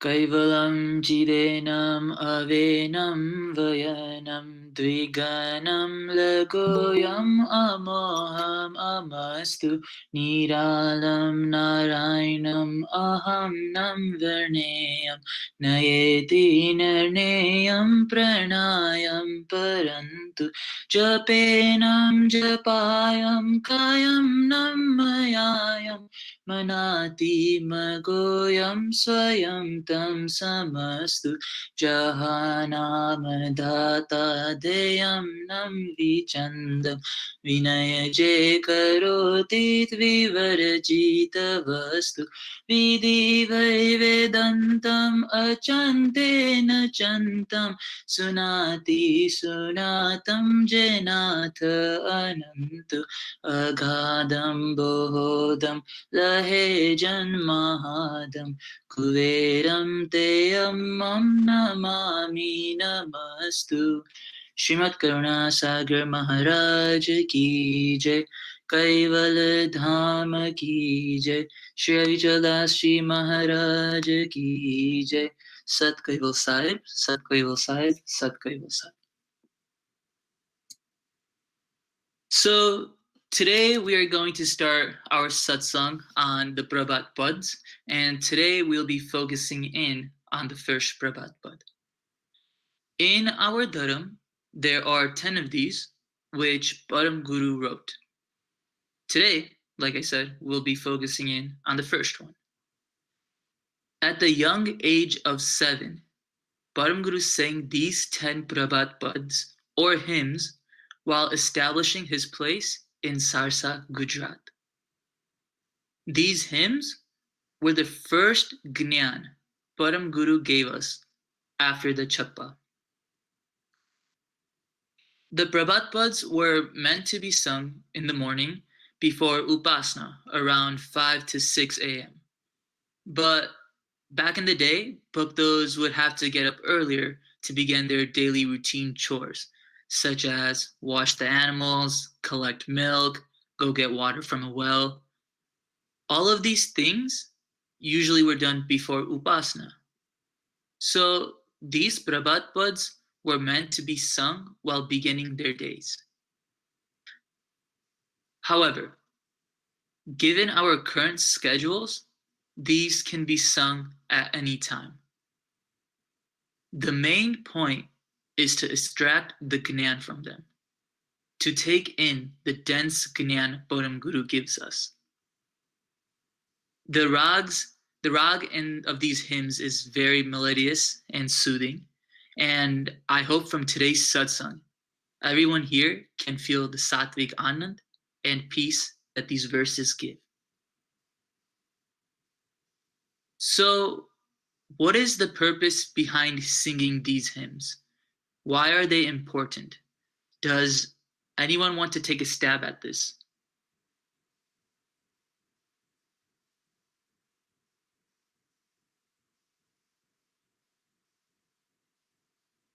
Anybody? All right, that's fine. So the Prabhat Pads are similar to Granths in the sense that they do give us Gyan, but differ in the way that Gyan is given. In Granths, we see Param Guru gives us Gyan through a lot of analogies, metaphors, examples. He sets up the narrative by explaining the context in which he is in, who he met along the way, etc. Prabhat Pads, on the other hand, are very pure in the sense that if we think deeply and with concentration, it has the power to awaken us. The Gyan within it is like pure ghee. Pure ghee cannot be easily swallowed. The concepts addressed are very dense and make you think. Once we get started, this will make a little bit more sense. So the Prabhat Pads range in a variety of topics, including topics about life, the importance of Vairag, and most importantly, the connection between the Ansh and Anshi. Like I mentioned, the Gyan from these Prabhat Pads are dense, so be sure to pay close attention. If anyone has any questions, please feel free to interrupt at any time. The goal for today is not to get through the whole entire Prabhat Pad 1, but rather that all of us here understand the Gyan in each individual verse. So let's go ahead and get started.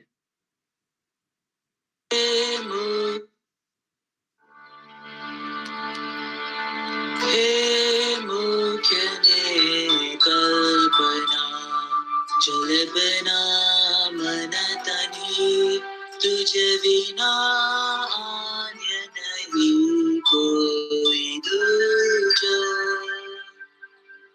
Tirath व्रत ने जोग जगन जा तप करी माग तो तारु तुझो.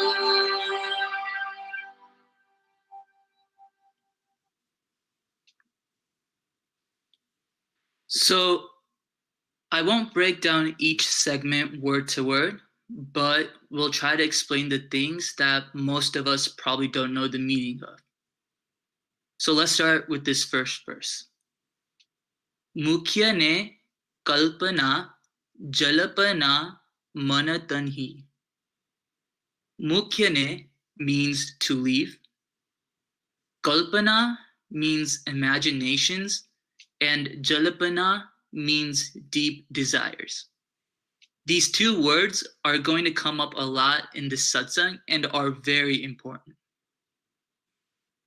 The first thing Param Guru is telling us is to let go of our imaginations and deep desires from our man, our minds.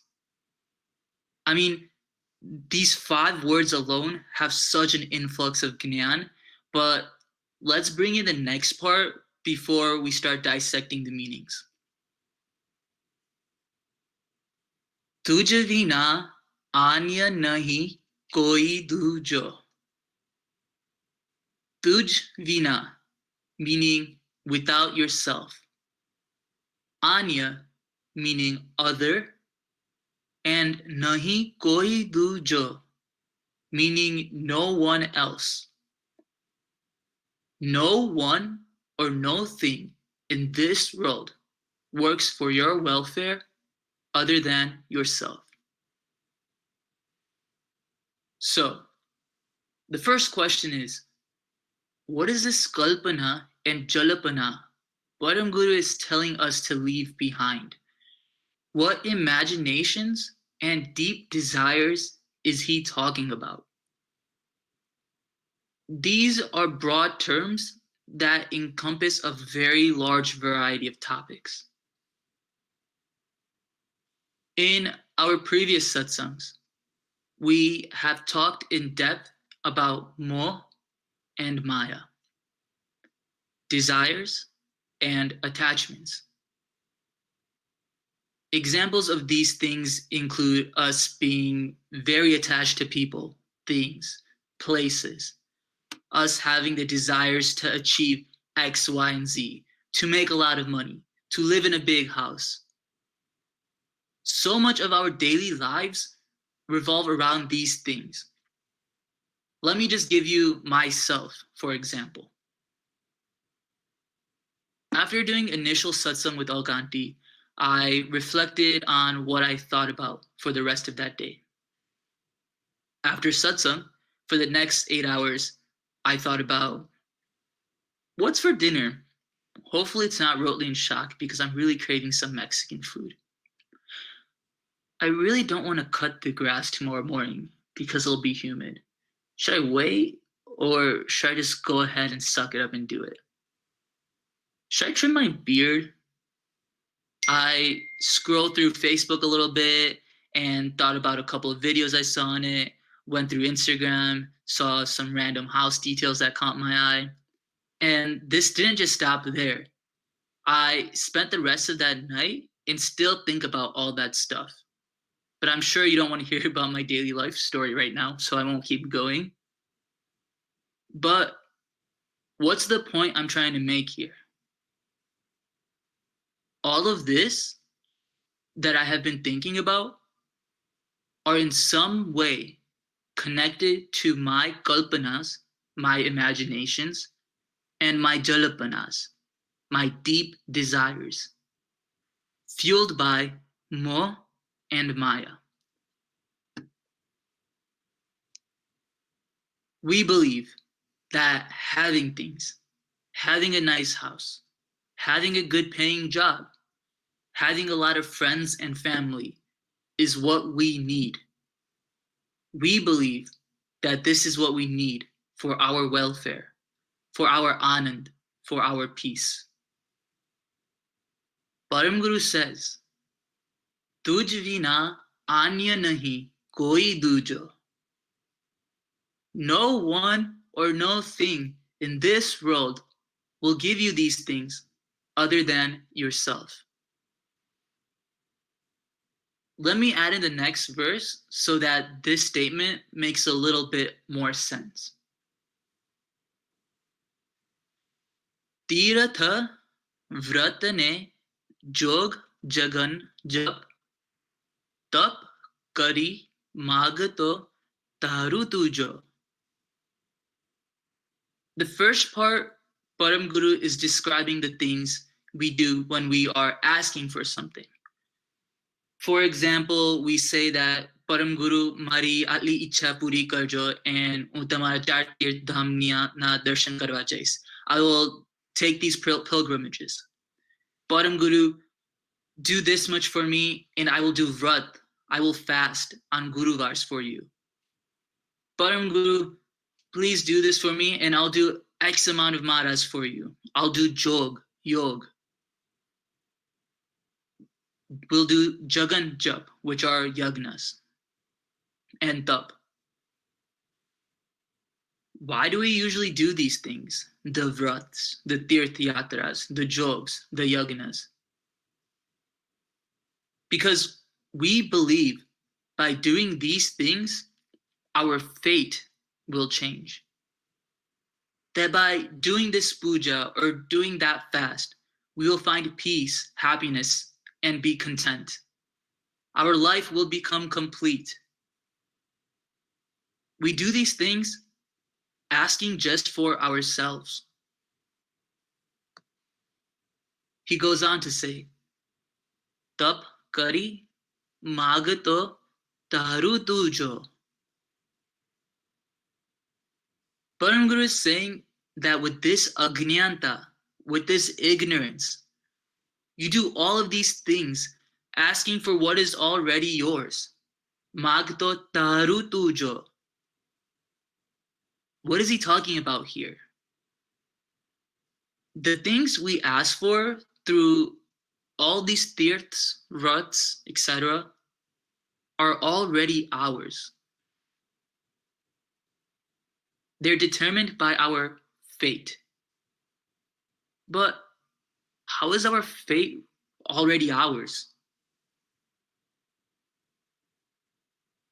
If you remember back on a previous satsang, you may remember us talking about how is our fate determined. Our fate is determined by the karam we do today and the karam we did in our past. Our karam is what gives us happiness, gives us sadness, gives us good times, and gives us bad times. Our fate is determined by the actions we partake in today. But how does karam work? Like, how does the karam I did now or will do affect me later?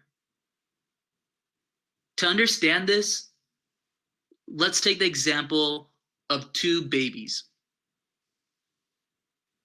These babies born on the same date, same time, just in different families.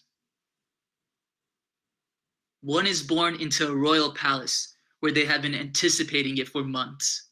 They have the crib ready. They have the baby clothes, the food, the diaper, everything you could ask for.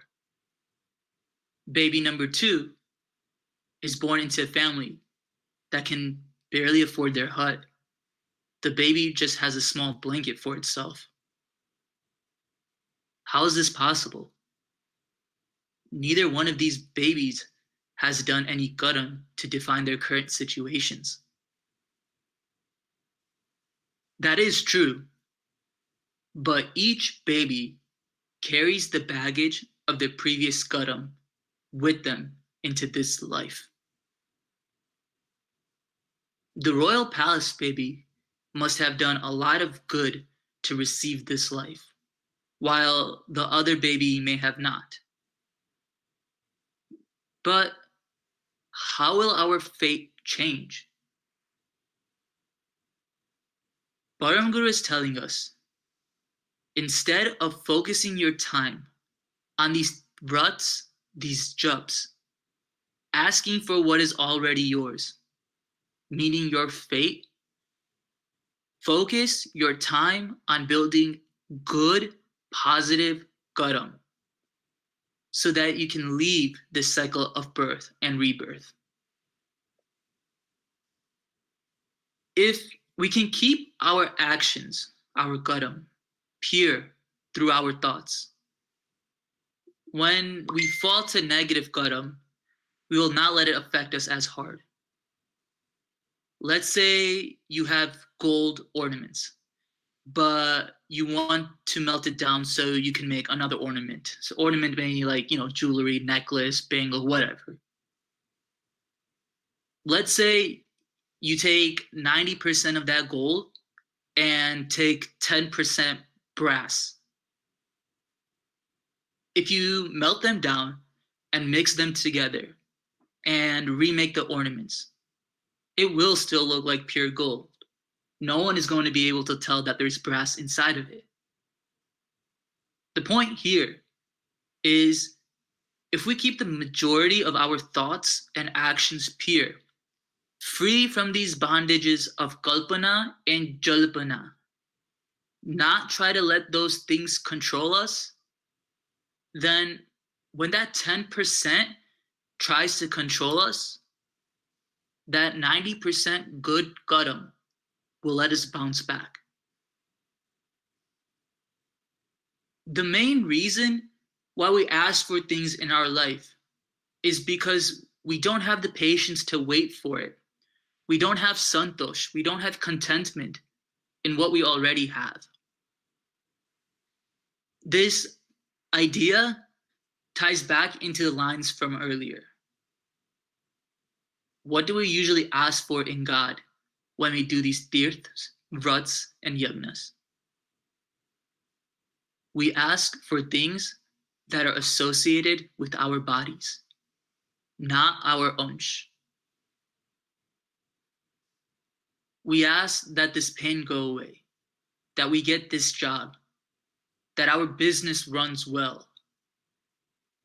All these things are associated with something that is temporary, our body.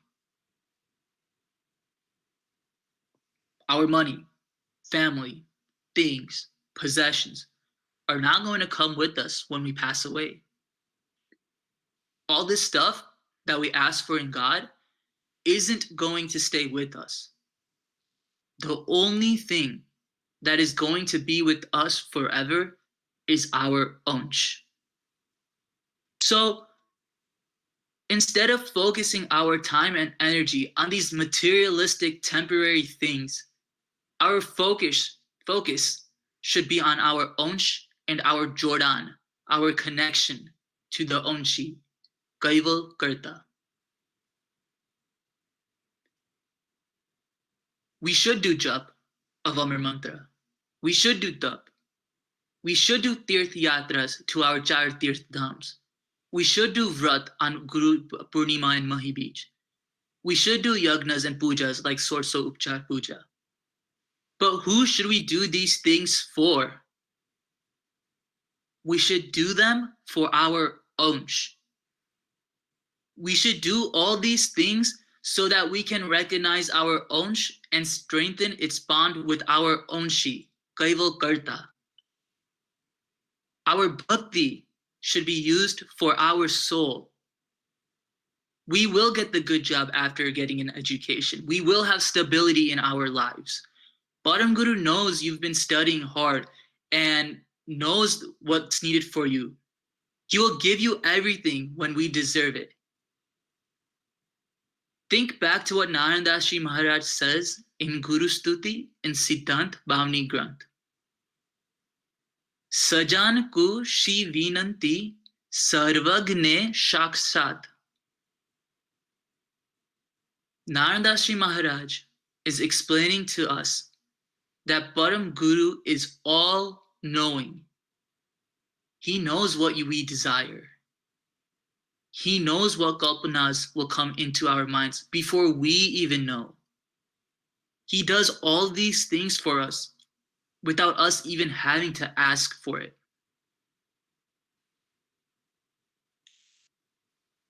Param Guru is also telling us in this Chopai, don't dwell on the past and don't worry about the future. Focus on the present in recognizing your onsh and growing your bond with Karta. There are some people who think way too much about the past. Oh, if I had done this, maybe I would have gotten better results now.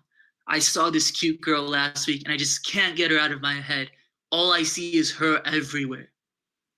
Some people are focused very heavily in the future.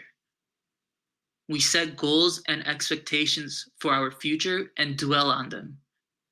We may say, set a 10-year plan and start thinking about how to achieve it and go into overdrive, thinking the faster we work, the faster we will reach the goal.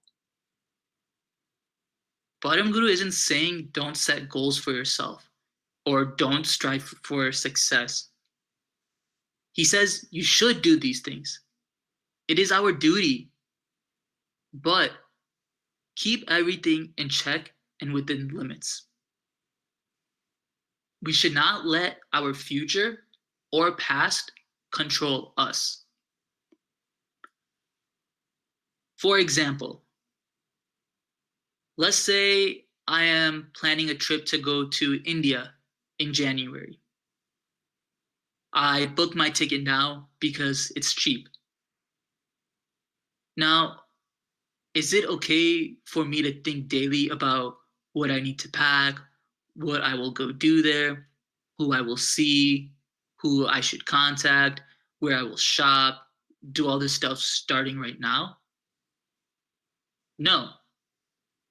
Plans could easily change. The idea of thinking too much into the future can make our minds obsessive. What we are doing in the present becomes hindered. Our indriyos, our senses, get taken over. What we tend to do is spend too much time thinking about stuff we don't need to think about instead of focusing our minds on what is happening right now. We should live in the present. Think about it. When we think about the future, is there anything we can do physically to achieve it right now? Yes, in the short future there is, like if I want to eat an apple, I can use my indriyos, my hands, to grab the apple and eat it. But what if I want to grow an apple tree? I can plant the tree, but consistently thinking about when it will produce the apple, will that do anything to change that? Can my indriyos make the tree grow tomorrow? No. Param Guru is saying, don't dwell on the past or the future. Leave these kalpanas, these imaginations, and jalapanas, these deep desires. What we should do is focus on the present. What is in the present? What should we focus on when we are saying focus on the present? Think about it for a second. What should we focus on when we say focusing on the present? Me and Mara Param Guru. Me and my Kaival Karta. Focus on how our Onsh will meet the Onshi. Do chintan on this. While we are doing work around the house, we should think about this. While we are working, we should think about this. While we're just sitting around, we should think about this. We are living in the present when we concentrate with our mind. Yes, when we are at work, we are focused on the task in front of us. But this doesn't mean we aren't connected to Param Guru at that time. Param Guru is still within us. When we become one with our Onsh, we won't think about what will happen to us or what has happened to us. We'll focus on the present, on our Param Guru, and reaching Nij Karta's Dham. So we mentioned this relationship of our body and Onsh. This relationship of our body and Onsh are similar to that of a movie star. Let's take Ranveer Singh, for example. In his movies, he's played a villain, a brother, an officer, a wise king, and many, many more roles. At the end of the day, no matter what role he plays, he will go back to his home. He never stays in the role that he plays. That is just temporary. Our Onsh plays different roles with our body. We can be someone's brother, someone's sister, someone's wife, someone's son-in-law, someone's teacher, someone's doctor. But at the end of the day, we should always remember who we are and where we came from. We are an Onsh, and Karta's Dham is our true home. Let's explore this concept a little bit more with the next verse.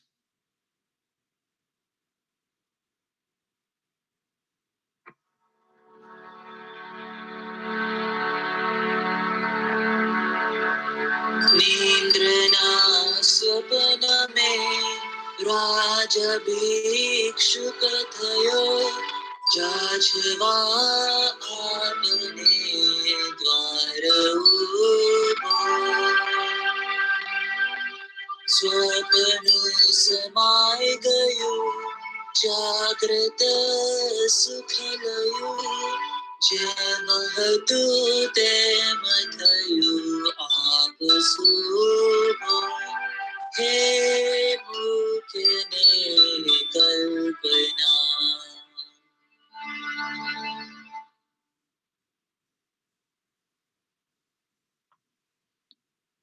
There once was a king who fell asleep and had a dream. Nindra na swapana me raja. That's what that means. In his dream, he was a beggar, asking for alms in his own kingdom. Bhikshuk thayo jachava apne dwar upo. When the dream was over, swapanu samai gayu. The Raja woke up and everything was as it was for him, normally. Jagrat sukh layu, jem hatu tyam thayu, ap subho. This simple story has so much information. At this moment, the king was questioning his reality. This happens to us so many times. We fall asleep and have a very vivid, real dream and wake up confused as to if that dream was real or if it was fake. The king began wondering, am I a beggar or am I a king? What is my truth? Param Guru is telling us here that the dream is an illusion. But this life that we are living is also an illusion. In the dream, he was a beggar, which, was a temporary role. But the roles we play awake are temporary as well. We just don't think it is temporary because we have forgotten our original form, the form of Ansh. Our Ansh became intertwined with our senses and has lost its ways. Remember, what causes us to have deep desires and attachments? What causes us to have the kalpanas and jalpanas, moh and maya? Well, what fuels this moh and maya? It's our indriyos, our senses. These indriyos want happiness. Our tongue wants to taste something that's sweet. Our eyes wants to see something that's beautiful. Our nose wants to smell something nice. Our skin wants to feel textures. Our indriyos trap our Ansh from being able to see past this. Whichever way our indriyos sway us, our Ansh goes that way.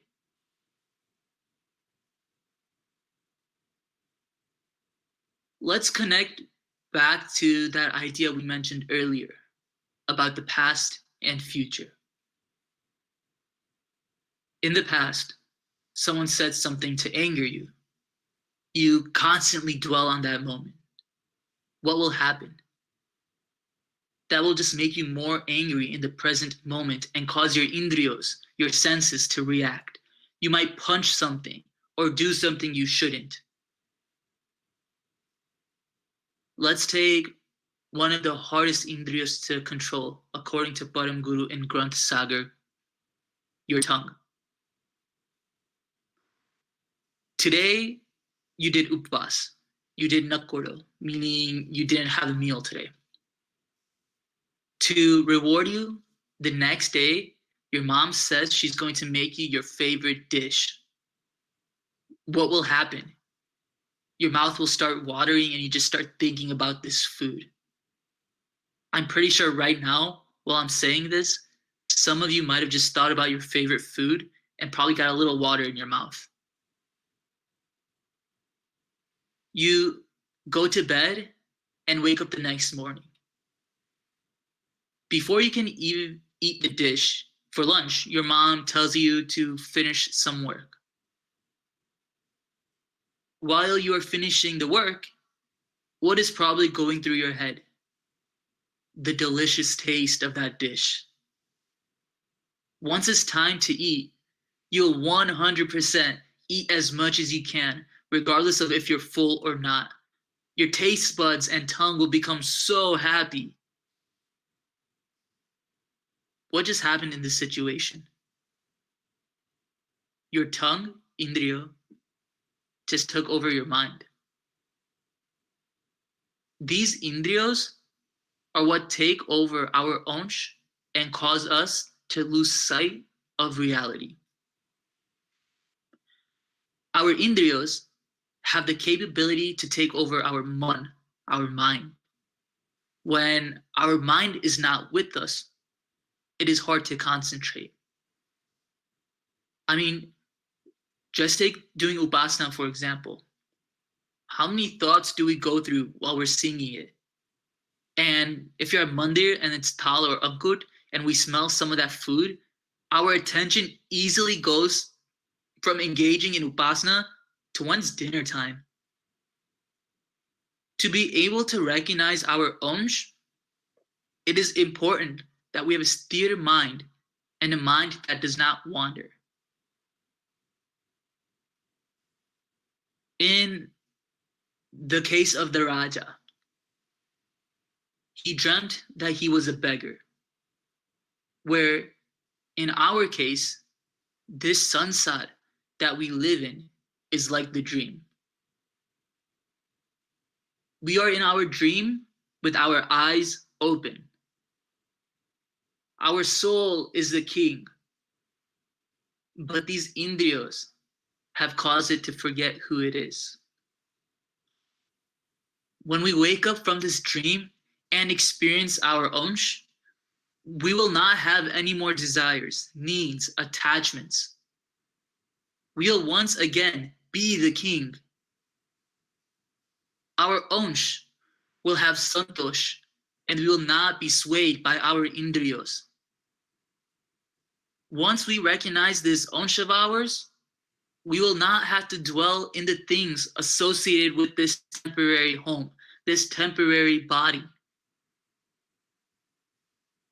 We will be able to go home, just like the actor, to our real home, Kaival Karta's dham. You will understand what is reality and what are these false wants and desires. Throughout our lives, we have played so many different roles. We have been reincarnated through so many different animals and life.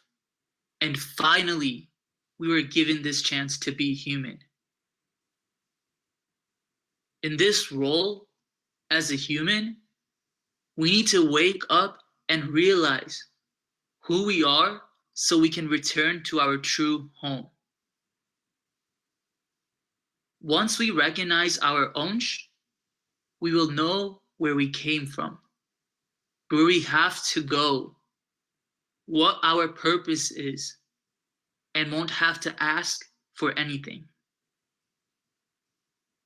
All these kalpanas, jalpanas, moh, maya, ignorance will go away. So, where can we start?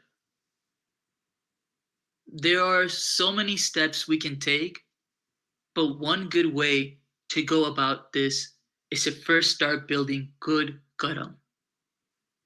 Begin by thinking good thoughts, saying good things, and doing acts of good. Start by having sattvic vichar, vachan, vani, and karam.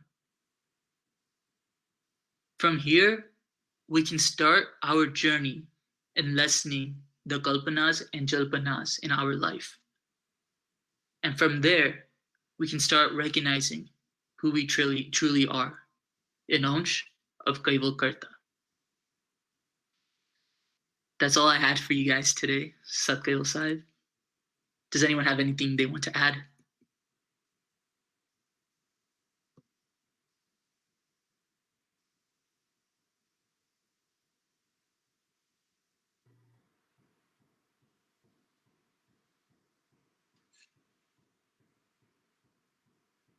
Great job, Kaival. Today's satsang was phenomenal.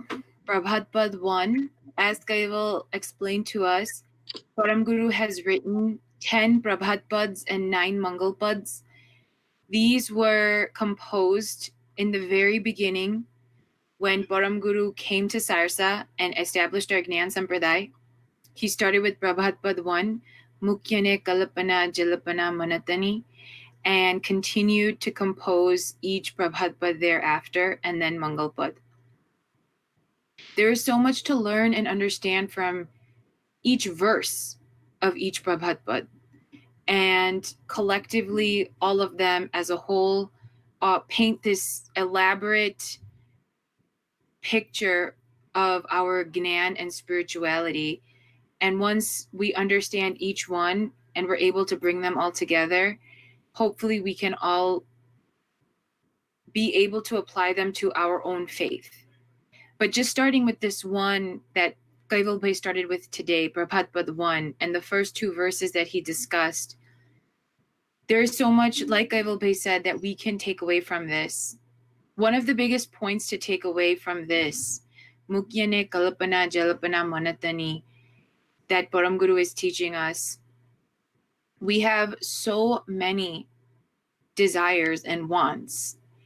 And just like anything else, whatever we add fuel to, that fire is going to grow. So if we continue to fuel the fire of desires and attractions, then that's what's going to grow within our minds and hearts. And what Param Guru is trying to teach us is don't fuel that fire, because that will only end up consuming us at the end. And he uses this example of a Raja who is dreaming, and in his dream realizes that in his dream he thinks he's a beggar, and he wakes up and he realizes that he's not a beggar, but then he's fallen into this philosophical question of, am I a beggar or am I king? And I'm going to stop here because this is a great point to pick off at. Kaival did a great job of explaining to us what Param Guru is trying to teach us with this one story, and we are going to pick up with this question: are we beggars or are we kings? What's true? Is our dream a reality or is our reality a reality? When we're dreaming and when we're in our dreams, many of us have had such vivid dreams that we really felt like we were there in that place at that time with those people. Then when we wake up, sometimes the dream was so vivid that it lingers with us for many days or sometimes many weeks. So then what's the reality? We're going to end this satsang today with this question, and we're going to come back to this question next week when we pick up with Prabhat Pad 1. Next week's satsang will be a continuation of Prabhat Pad 1. We will continue to dissect and understand what Param Guru is teaching us about being an ansh of Karta, and why any reality that we are experiencing, whether it's a real life reality or a dream state reality, at the end of the day, they're all an illusion. Sat Kaival Sahib, everyone. At this time, I think Kaival has an announcement about Shibir, and then we will have Guruji's satsang, which Guruji's been doing live satsang from Sarsa for the past 8 days since Guru Purnima, and he will be continuing to do satsang every single day. Kaival, didn't you have something to tell everyone about Chaturmas? Oh yeah, fun fact. Thanks for reminding me. All right, 2 things.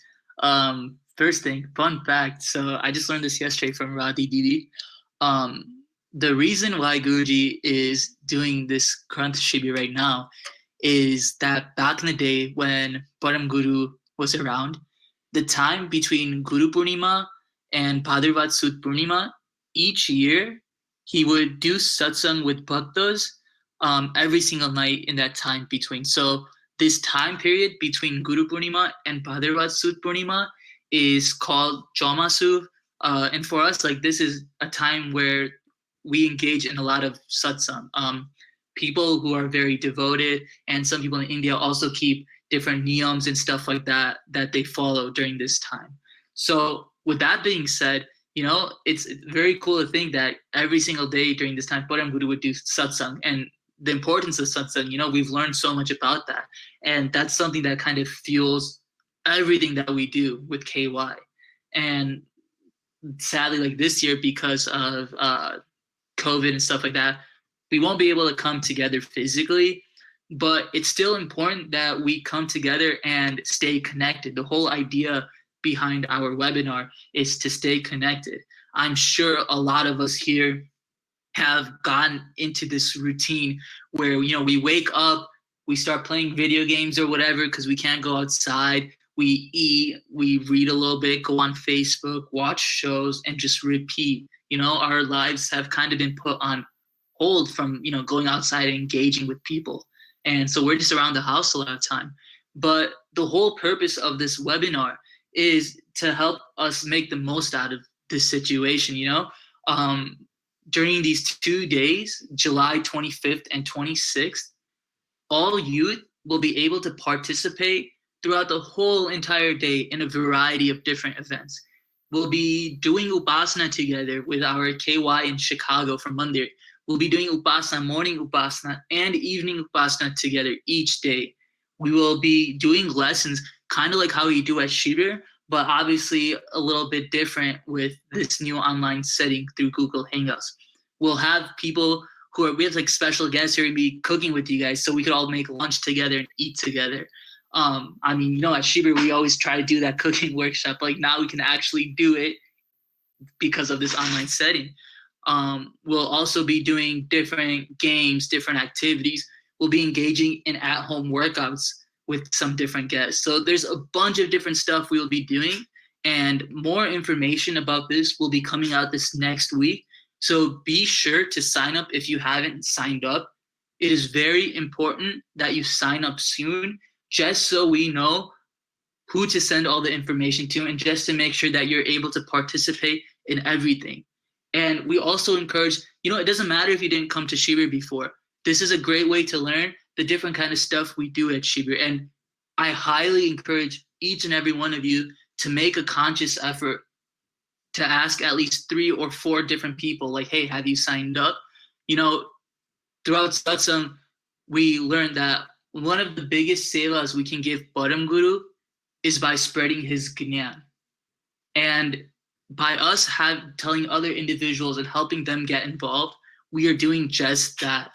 So with that being said, I just want to let everyone know, please make sure you sign up if you haven't.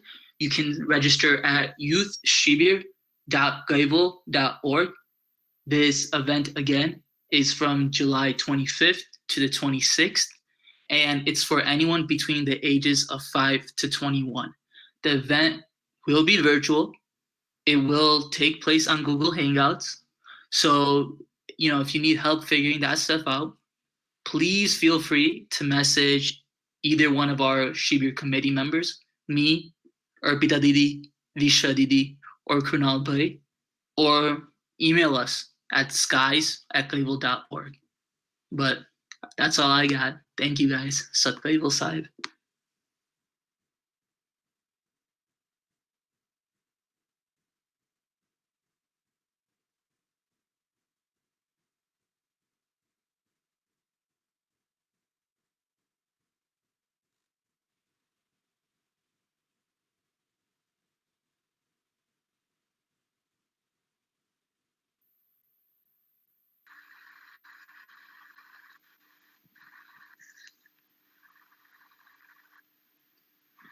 Shrimad करुणा सागर महाराज की जय।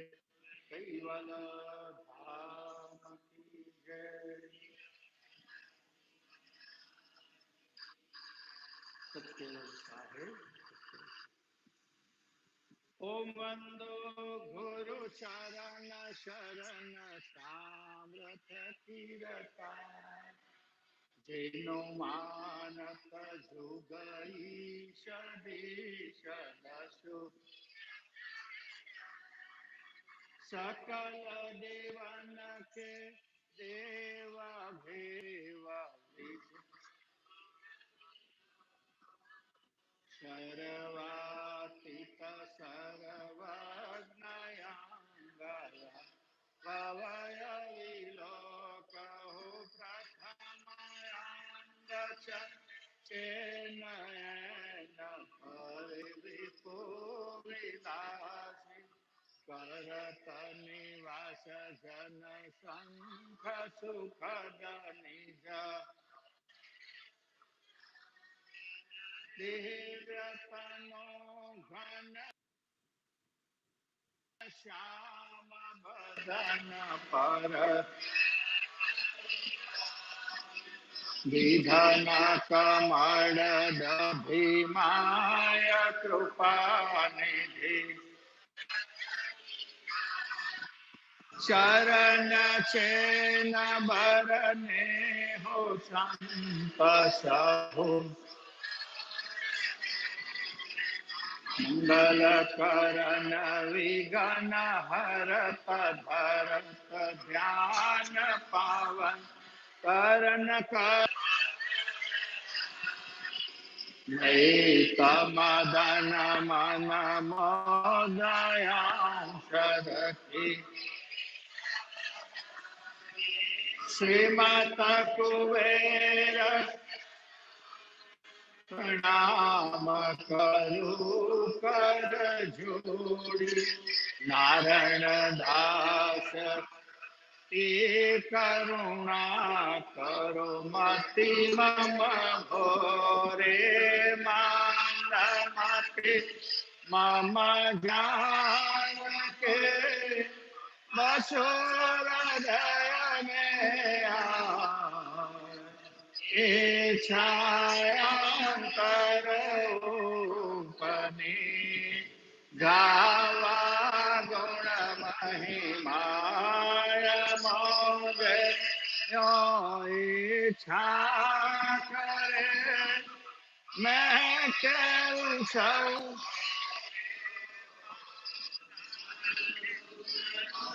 रखया करे चढ़ो मेरो ये सजान को सेवे न थे सर्वज्ञ साक्षात नारायण दास आरोपण वचनाथ श्रीमत कुबेर सब करू अक्षर की छाण जगांधर बजावे छे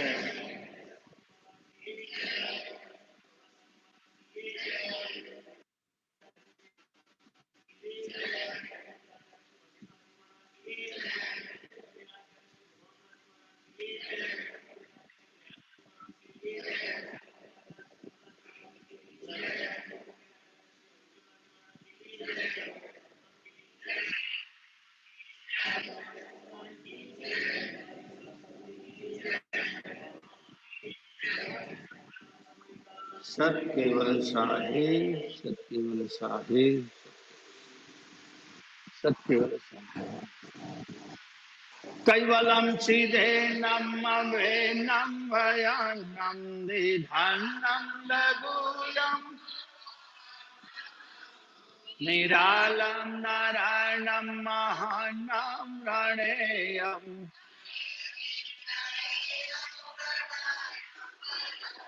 जपेनम जपायम कायनम मयायम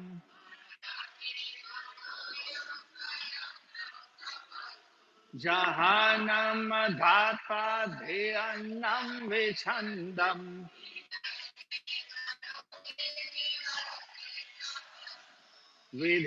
विधेयंतम अचंते न चंतम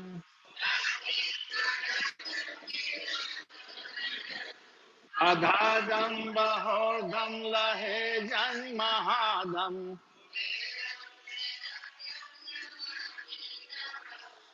श्रीमद करुणा सागर महाराज की जय।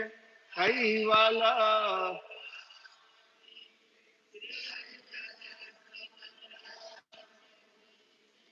સત્કેવલ સાહેબ, સત્કેવલ સાહેબ. સિદ્ધાંત બામની ગ્રંથ મને લાગે છે 4 અક્ષર આપણા પત્યા છે. ચોથો અક્ષર હતો ગ. બરાબર? ગગ્ગા, ગર, નિજ, અંત સંબંધો. નિજ ઘરની વાત નાનદાસી મહારાજશ્રીએ આ ચોથા અક્ષરમાં કરી. અક્ષરના ક્રમ પ્રમાણે ક, ખ, ગ, ગ પછી શું આવે? હે? મને તમને બધાને પહેલા બેહાડવા પડશે એવું લાગે છે. શું આવશે? છ. ના, વચ્ચે અક્ષર આવે છે, અંગ કે છે. ખાસ ઉપયોગમાં નથી લેવાતો. સંસ્કૃતમાં એ શબ્દ એ અક્ષરનો ઉપયોગ થાય છે. ગુજરાતીમાં લગભગ આમે તમે જુઓ ને તમારા બધા નાના નાના મોબાઈલના કે એના કીબોર્ડ આવે તો એ લેટર એ અક્ષર નથી આવતો એમાં. આપણે મોબાઈલમાં ગુજરાતી ભાષા હોય છે ને, ગુજરાતી, હિન્દી, એના કીબોર્ડમાં અક્ષર નથી. એટલે ગ્રામેટિકલ રીતે જોવા જઈએ તેનું મહત્વ છે, પણ વપરાશમાં નથી. કોઈક જગ્યાએ એટલે એ વપરાશમાં નથી એટલે એનાથી કોઈ શબ્દ પણ એવો શરૂ થતો ના હોય. શબ્દ છે, ન નાકમાં બોલતા એવું. એટલે એના પર્યાયમાં નાનદાજી બાપજીએ ન વાપર્યો છે. ન્ય. એટલે પાંચમો અક્ષર જ્ઞના અર્થમાં આપણે શરૂ કરીએ છીએ. છોપાઈ બોલો બધા સાથે. નન્ના નિરભે પદય વિનાશી તાકો શરણ સદા સુખ રાશી કેહી સુખ શીર સમાપન માપુ ગ્રહત હિ જન નન્ના નિર્ભે પદ અવિનાશી. અજ્ઞા શબ્દ જે છે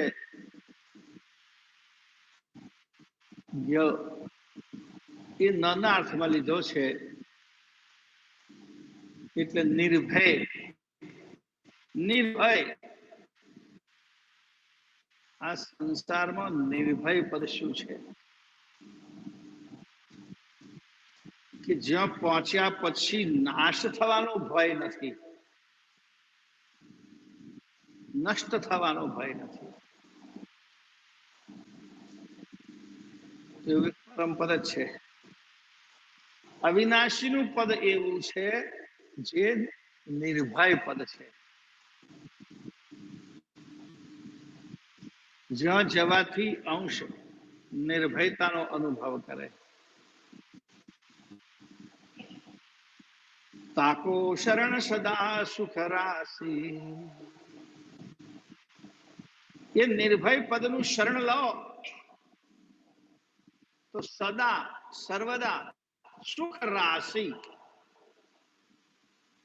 જે હંમેશા સુખ જ હોય, ક્યારે દુઃખી થવાનો વાળો આવતો નથી. એવું નિર્ભય પદ એ અવિનાશી પદ છે, સર્જનહારનું પદ છે, કર્તાનું પદ છે, કે જે હંમેશા સુખ આપે છે અને નિર્ભયતા આપે છે.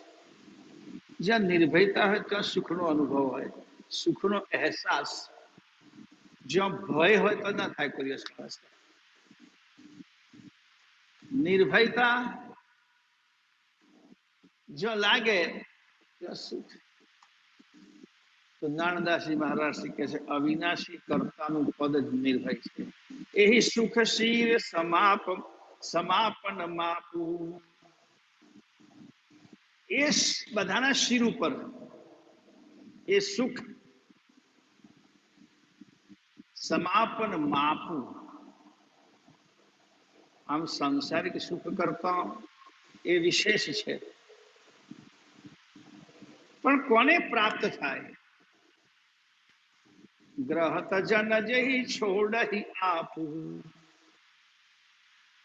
જે માનવો અહંકારને છોડે, અહમ પદ છૂટે, એને આ નિર્ભય પદના સુખનો અનુભવ થાય છે. અને અનુભવ પ્રાપ્ત થયા પછી થાય ને, જ્યાં સુધી પદાર્થનો સંસારનો મોહ છે ત્યાં સુધી એનું અભિમાન છે. અહંકાર એ મોહનું કારણ છે, યાદ રાખજો. આપણને જેનો મોહ હોય એનો જ અહંકાર હોય. કોઈને પોતાના દીકરાનો મોહ હોય, મારો દીકરો રાજકુમાર જેવો, કોઈને પછી ઘરડા ઘરમાં મૂકી આવે ત્યાર પછી અહંકાર છૂટે ત્યારે દુઃખ આવે.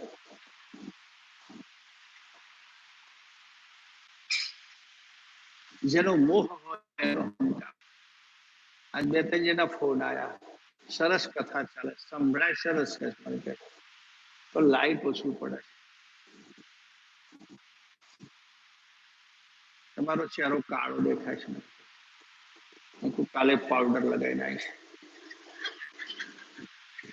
પાવડર તો મળે નહીં, આપણે તો લોટ હોય અહીંયા. સત્તાનો અહંકાર, મોહ હોય એટલે અહંકાર. એ મોહ છૂટે તો પરમ પદ પ્રત્યે દ્રષ્ટિ પહોંચે.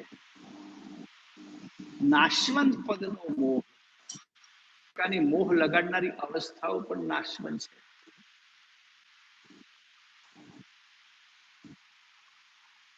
જ્યાં સુધી પાસે છે તો જેનો મોહ હોય એટલે અહંકાર હોય. મોહ છૂટે તો અહમ પદ છૂટે, ને અહમ પદ છૂટે તો કર્તા પદના અખંડ સુખનો અંદાજ આવે. અંદાજ, સમજ. અનુભવ તો ત્યાં પહોંચ્યા પછી થવાનો, એ પેલા સમજ આવે. ગ્રસ્ત જન જઈ છોડી આપું. અહંકાર છોડીને જે પરમ ગુરુનું શરણ સ્વીકારે,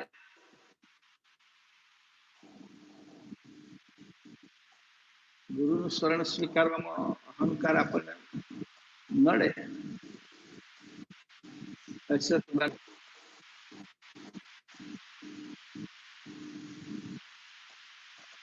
બહુ સરસ પેલા આપણું જે નાટક કર્યું છે ને કવિચલ ગાથામાં, મારા ભાઈએ બધા લખ્યું છે સંવાદનો. બધા બ્રાહ્મણો સંવાદના શબ્દો, બ્રાહ્મણો બધા અશ્વત્થામાને પૂરીને પછી જયારે ખબર પડી કે અશ્વત્થામા તો કર્મના દરબારમાં પ્રગટ થયેલા, આવીને માફી માંગે છે.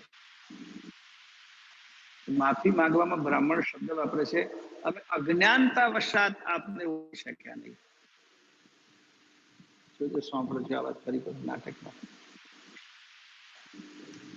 ત્યારે પરમગુરુ જવાબ આપે છે કે તમે અહંકાર અજ્ઞાન વશાત મને ઓળખી શક્યા એવું નથી, તમે અહંકારના કારણે મને ઓળખી શક્યા નથી. આવો જવાબ આપે છે. સંવાદ હોય ને, આ પણ આવા સંવાદ ના યાદ રહે. કિતને આદમી થે એ યાદ રહે.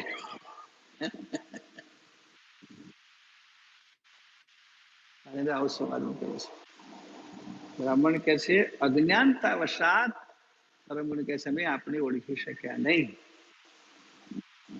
ત્યારે પરમગુરુના મુખમાંથી શબ્દ નીકળે છે અહંકાર વશાત. અજ્ઞાન વશાત નહીં, પણ અહંકાર વશાત ઓળખી શક્યા નહીં. અહંકાર હતો જ્ઞાતિનો,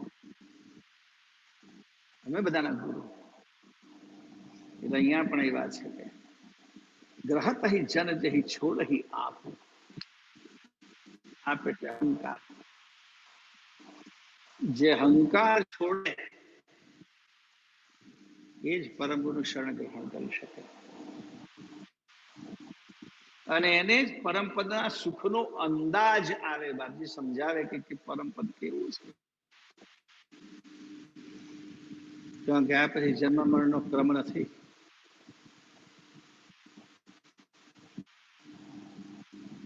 તો એ અવિનાશી પદ નિર્ભય છે. એ શરણ જે કોઈ ગ્રહણ કરે એ સુખનું શરણ છે. પણ ગુરુ મહારાજની જેના પર કૃપા થાય અને કૃપા તેના પર થાય જે અહંકાર છોડી શકે, હું પદ છોડી શકે. આગળ છૂટત હિ આપ વ્યાપક પદ પેખ્યા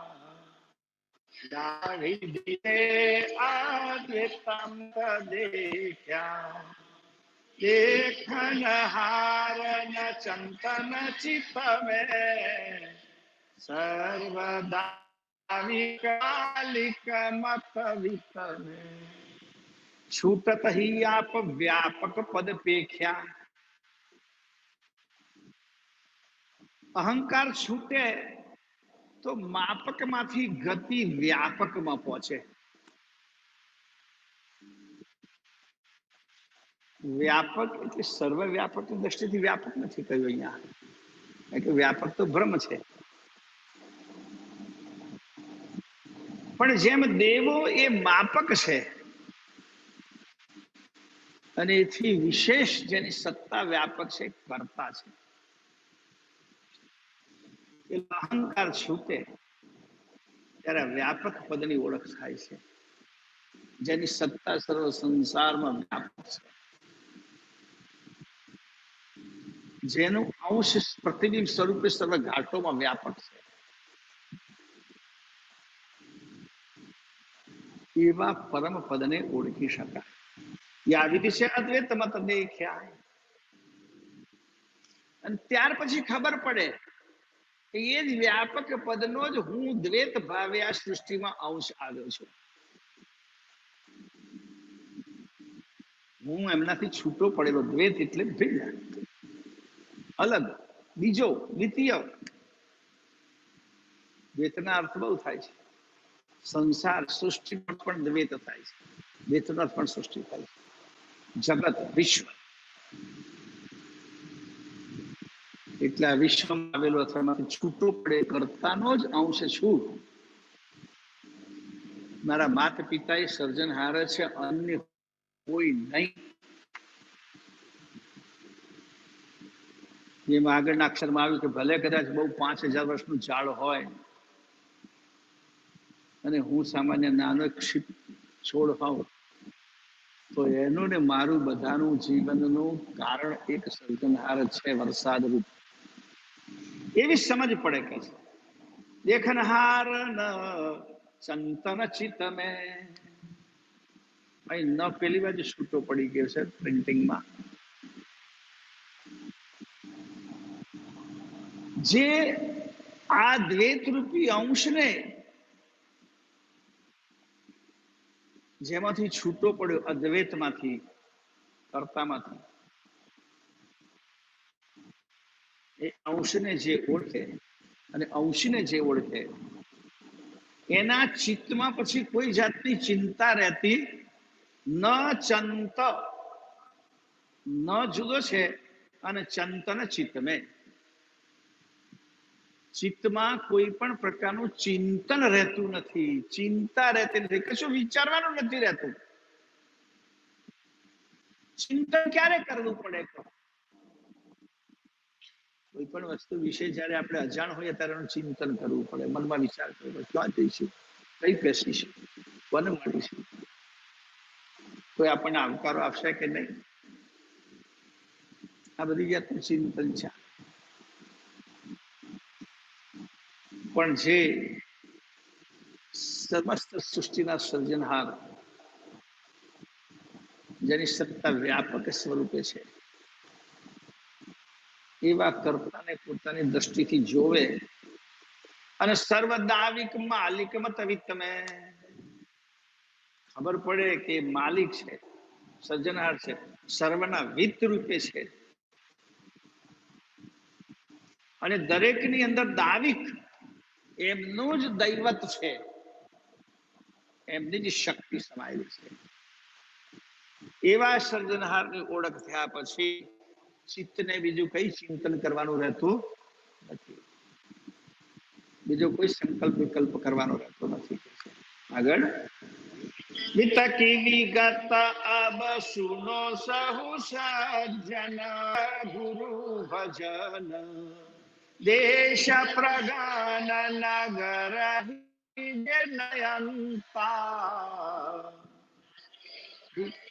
નયંતા નરાધિપખવંતા વિતકી વિગત સુનો સહુ સજ્જન. એ વિતરૂપી કરતા જે આગળ વ્યાપક શબ્દ વાપર્યો છે, અદ્વૈત અને વ્યાપક એકચ્યુઅલી બ્રહ્મ માટે શબ્દ છે, પણ અહીંયા કર્તા માટે વાપર્યો છે. એ કઈ રીતે વ્યાપક, એ વાત દિવ્ય પરમ ગુરુ કહે છે, હું તમને સમજાવું છું. વિત કી વિગત અબ સુનો સહુ સજ્જન. સજ્જનો જ કહ્યું છે ભાઈ. હા, આ વાત કોને સંભાળવાની? સજ્જનો. તો સજ્જન એટલે બહેનો ભાઈ બધા આવે. જે સજ્જન છે સજ્જન હોય કે સન્નાદી ભાઈ. દુર્જન્યમાં કશી ખબર પડવાની નથી. વિત્ત કી વિગત, વિત્ત આ દેહમાં વિત્ત અંશ છે અને સૃષ્ટિનો વિત્ત અંશી કૈવલ કરતા છે. એ વિત્ત વિશેની સમજણ, વિગત, માહિતી જેનું હું વર્ણન કરું છું, એ સજ્જન તમે સાંભળો. પણ હું કહીશ ખરો, પણ સમજશે કોણ? નાનદાસજી બાપજી કહે છે, હું આ વાત કહીશ પણ મારી વાત સમજાશે કોને? સમજત જેહી જન હોય ગુરુ ભજન. જે ગુરુની ભક્તિ કરતા હશે, ગુરુ ભક્ત હશે, ગુરુ પ્રત્યે જેમને પ્રીતિ હશે, એવા લોકો જ આ જે હું વિગત સમજાવું છું એને સમજી શકશે. બાકી ઉપરથી જશે. કઈ રીતે કરતા વ્યાપક છે, એમનો અમલ કઈ રીતે છે, સર્વાંગી વ્યાપક એવું કરતા પછી સર્વશક્તિમાન એવું કરતા પદ છે. પણ દુનિયા સર્વાંગી જે છે, બધી જેમનામાં શક્તિઓ છે, એવા કરતા પદને નથી ઓળખતી.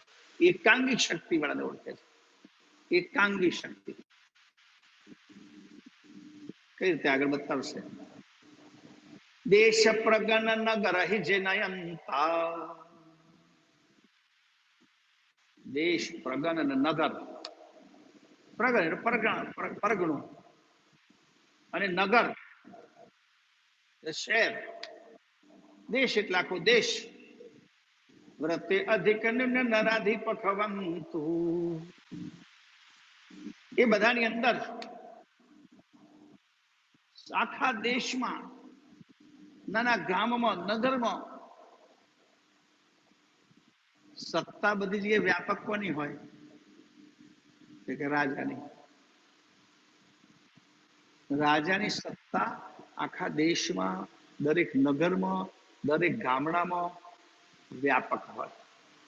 પણ વ્રતે અધિક નરાધિપખવંતા. પણ એમાં જે અમલદારો હોય કેટલાક,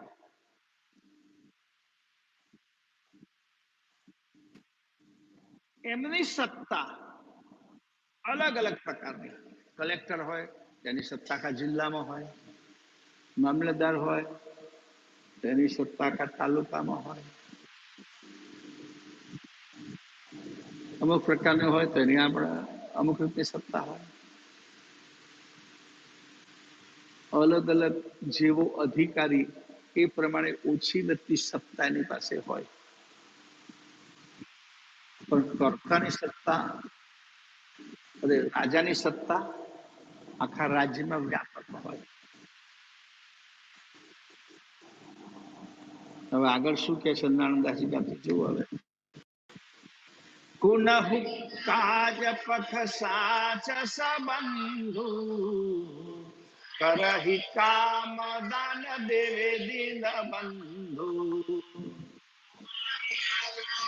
ચરાચર સભરા વ્યાપક વત પખવિત વિનુ ન ભરા પુનઃ કાજ પખ સાચ સંબંધુ. આ પ્રમાણે નિંદાધિક સંબંધ વાળા સત્તા વાળા અધિકારીઓ હોય તો કેટલાક માનવો એવા હોય છે કે જેવું કામ હોય એટલું અધિકારી સાથે સંબંધ રાખી અને એને જે કે લેવડ દેવડ પતાવીને કરે દાન દેવી કંઈક ને કંઈક આપીને પોતાનું કામ કઢાવી લે. આપણે બધા સમજીએ ભાઈ તલાટીથી કામ પતતું હોય તો પણ મામલતદાર સુધી જાય, અને મામલતદારથી પતતું હોય તો ક્યાં કલેક્ટર સુધી જાય. કામ સાથે મતલબ છે. અને એ અમલદાર પોતાની શક્તિ પ્રમાણેનું કામ કરી આપે. એની જેટલી સત્તા હોય એટલું કામ એ તમને કરી આપે. પણ ભૂપતિ અમલ ચરાચર સભરા, એ અધિકારીની સત્તા માત્ર જેટલો એને એરિયા સોંપ્યો છે એટલા પૂરતી. જ્યારે રાજાની સત્તા સારા દેશમાં. આગળ જે એક શબ્દ વાપરે છે ને, વ્યાપક શબ્દ વાપરે છે. કર્તાની સત્તા રાજા જેવી છે, વ્યાપક સમગ્ર સૃષ્ટિમાં. ભૂપતિ અમલ ચરાચર સભરા વ્યાપક વત પખ વિનુ વત વિનુ ન ભરા. નભર એટલે આકાશ. જેમ આકાશ સર્વ જગ્યાએ વ્યાપક છે એમ રાજાની સત્તા આખા દેશમાં વ્યાપક છે. જ્યારે કોઈ અમલદારની સત્તા એને જેટલો અમલ આપ્યો છે એટલા પૂરતી છે. એમ સામાન્ય દેવીઓ જે છે ને કરતા એ કરુણા સ્વાપી છે. એ કરુણા પૂરતી જ એમની સત્તા છે.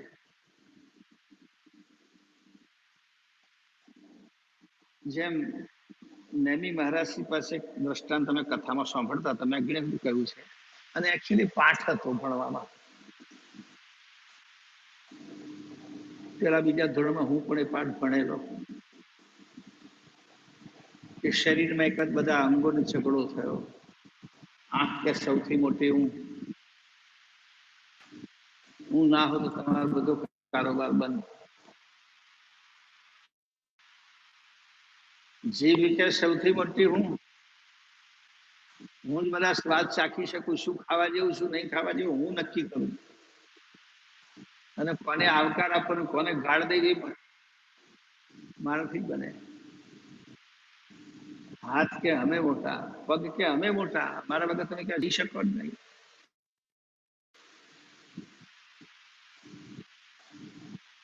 એવાનો નિર્ણય કોણ કરે? બધા નક્કી કર્યું કે એવું કરો, બધા એક વર્ષ માટે રજા વેકેશન. આત્મારામ ભાઈ સાંભળે છે. કાન ગયા ઘણા જતા રહે છે તો ચાલે છે ને એમનું કામ. બધા જઈ જઈને પાછા આવે પછી આત્મારામ કરતા એક વર્ષ માટે હું છું. આત્માનું કારણ છે ગયા પછી પાછા ના ના ના તમે જ મોટા કે તમારા વગર તમારું કશું ચાલે.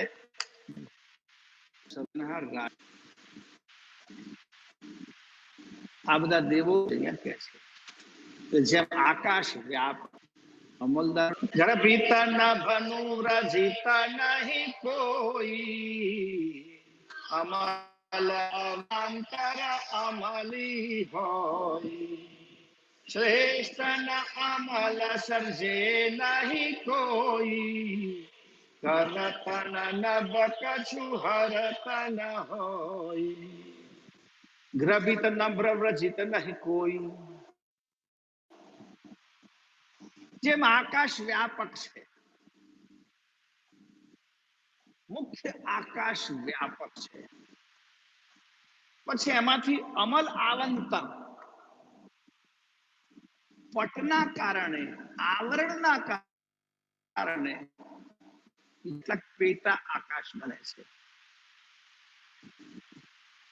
આકાશમાં પેટા, આ ન્યાય શાસ્ત્રનો સિદ્ધાંતમાં આવે છે. 6 શાસ્ત્રોમાં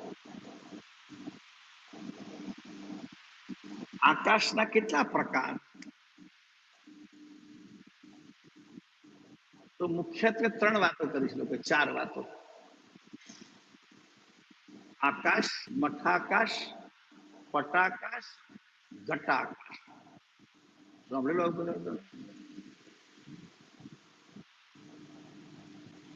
સર્વવ્યાપક આકાશ, પછી નંબર આવે મઠાકાશ,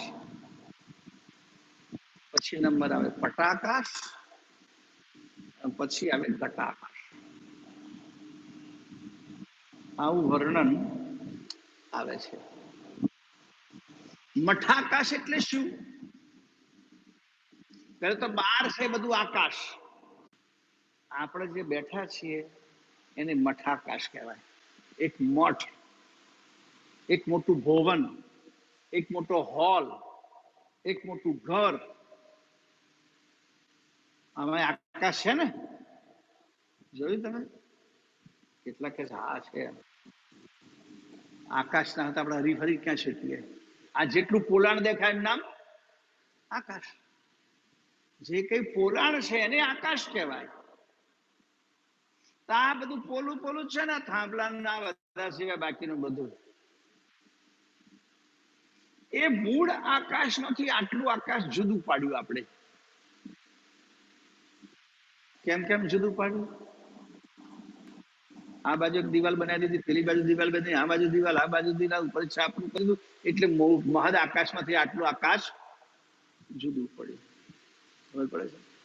આ બધી દિવાલો તોડી નાખીએ પછી આકાશ ભેગું આકાશ થઈ જાય, એકાકાર થઈ જાય આકાશ. એટલા મઠાકાશ કહેવાય. પછી પટાકાશ.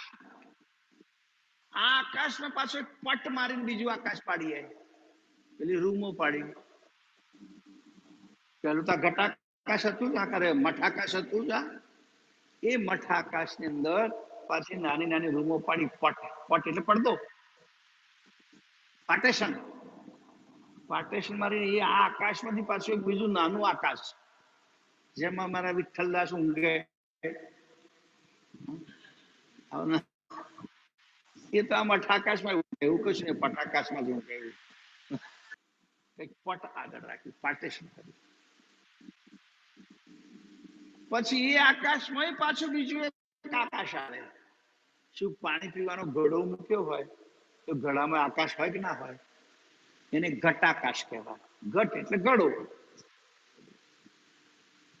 ઘડો છૂટી જાય એટલે આકાશ ક્યાં જાય? પેલા પટાકાશમાં ભળી જાય. એ પટાકાશનું પાર્ટેશન તોડી નાખીએ એટલે આકાશ ક્યાં જાય? મોટા આકાશના બધા પાર્ટેશન તોડી નાખીએ એટલે આકાશ પાછું મહદ આકાશમાં ભળી જાય. વ્યાપક છે મહદ આકાશ, એમાંથી આવા પાર્ટેશન મારવાથી ઉપ આકાશ બને છે. ઘટાકાશ, મટાકાશ, પટાકાશ. પણ મહદ વ્યાપક જે છે એ વ્યાપક આકાશ છે. એટલે વ્યાપક માત્ર મહદ આકાશ જ છે. એનો અમલ સર્વત્ર છે, બધી જગ્યાએ છે. આ પણ મહદ આકાશનો જ એક ભાગ છે કે કરતન કછુ હરતન આઈ. પરંતુ એ વખતે જોઈ શકાય કે આ બીજા બધા આકાશ જે છે ને નાશ પામે. ઘડો તૂટી જાય તો ઘટાકાશ નાશ પામ્યું, પાર્ટીશન તૂટી જાય તો પટાકાશ નાશ પામ્યું. આ મઠની દિવાલો તૂટી જાય તો મઠાકાશ નાશ પામ્યું. પણ વ્યાપક આકાશ એનો કોઈ નાશ થતો નથી. એ એવું ને એવું જ રહે છે. એમાં બધા વિવિધ પ્રકારના જેટલા આકાશરૂપી માપક જે કંઈ બન્યા છે, દેવો વગેરે, એ બધાનો નાશ થાય છે. અને એ બધા આખર મહદ આકાશરૂપી કર્તામાં જ ભળે છે. એમનો અંત ત્યાં જ છે. આગળ, સજ્જન સુલપ મેં સમજો યહી સાના, દેખો નિજ દ્રિગન છોડી અભિમાના.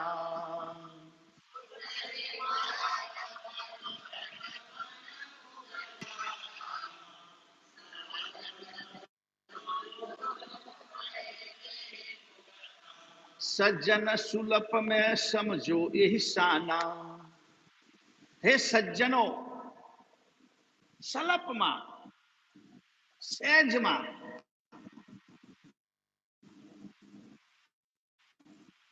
શાનમાં આ મારી વાત તમે સમજો. આ ઉદાહરણ જે આપ્યું તે દેખો નિજ દ્રિગન છોડી અભિમાના. તમે તમારી આંખોથી જ્ઞાન ચક્ષુથી જોવો અને સમજો. પણ એ સમજવા માટે ભૂપદરૂપી અભિમાન છોડવું પડશે. કેટલી વખત આપણે કેટલી વાતો એટલા માટે નથી છોડતા, જૂઠી વાત હોય આપણી તો પણ છોડી શકતા નથી. કેમ તક આપણો અહંકાર આપણને છોડવા નથી દેતો. આપણે જે પકડ્યું છે ખોટું છે તો પણ છોડી શકાતું નથી. એ છોડવા માટે અહંકાર નાશ થાય તો જ છૂટી શકે. સત્યને સ્વીકારવું અને સત્યને સાંભળવું. લોકો કહે છે બહુ જ કઠિન છે. સત્યને સાંભળવું પણ કઠિન છે અને સત્યને સ્વીકારવું પણ કઠિન છે. એ સત્ય સાંભળી ત્યારે શકાય કે બીજા કોઈનું સત્ય સાંભળવું હોય ને તો આપણે જરાય વાંધો ના આવે. અરે અસત્ય હોય તો સાંભળી લઈએ, હોંશે હોંશે. પણ આપણું પોતાનું જે પોતાના માટેમાં જે સત્ય છે ને એને સ્વીકારવું, એને સાંભળવું, એ મન બહુ કઠણ જોઈએ. માણસ અભિમાન છોડે ત્યારે પોતાનું અસત્ય હોય, પોતાનું ખોટું હોય તો કોઈ સ્વીકારી લે કે મારું ખોટું છે. એટલે અહીંયા નાણદાજી બાપજી કહે છે છોડી અભિમાના. તમારો અહંકાર છોડીને તમારી આંખોથી સત્યને સ્વીકારો. છૂટત હિ માન મનોરથ મન મુગતા. જો અહંકાર છૂટશે તો જ તમારા મનના બધા મનોરથ, સુખના મનોરથ, સુખી થવાના મનોરથ, નચંત બનવાના મનોરથ એ પૂરા થશે. ક્યારે? કે અહંકાર છૂટવો. સર્વજ્ઞ સ્વરૂપો અહમ. એમ બ્રહ્મજ્ઞાનીઓ ક્યાં છે? બ્રહ્મો અહમ, હું બ્રહ્મ છું. એમ અહીંયા દિવ્ય પરમ ગુરુ નાણદાજી બાપજી કહે છે આપણે સ્વરૂપો અહમ, હું ચૈતન્ય સ્વરૂપ છું, હું નિજ કર્તાનો અંશ છું. એવો ભાવ જ્યારે જાગે, ભય નહીં જય સ્વરૂપ હમ ભય જય ભુગતા. એ ભાવ જાગતા જ એના આપણે ભોગતા બનીશું, અને સુખના, અખંડ સુખના ભોગતા. જ્યાં સુધી દેહ ભાવ, હું દેહ સ્વરૂપ છું, ત્યાં સુધી અનેક જાતની ચિંતાઓ રહેશે. હું શરીર છું એ ભાવ જાગેલી કેટલી બધી ચિંતા. તમે 45 વર્ષે 40 વર્ષે છે આજે આમ દર્પણમાં કલોચરી દેખાય છે ને તોય ચિંતા. હાલે હું ગરડો થઈ ગયો, બે ચાર ધોળા દેખાય તોય ચિંતા. પેલા તો લોકો પકડી પકડીને ધોળો કાઢતા હતા, હવે લોકો મહેનત નહીં કરતા, ઉપર ચોપડી દમ પીછું માથાકૂટ નહીં. ચિંતા થશે. નાનદાજી બાપજી કહે છે તમે અખંડ સુખના ભોગતા ત્યારે થશો જ્યારે સ્વરૂપોહમ, હું કૈવલ કરતાના સ્વરૂપનો ચૈતન અંશ છું, એવી સમજ ઊભી થશે. ત્યારે બધી પ્રકારની વિડંબનાઓ, બધી પ્રકારના દુઃખ નાશ પામશે. હા. ભગતા ભેદ લહત નહીં કોઈ, અજબ કલા કાયમ ગતિ તોઈ, ચર અચરા ગતિ આપ.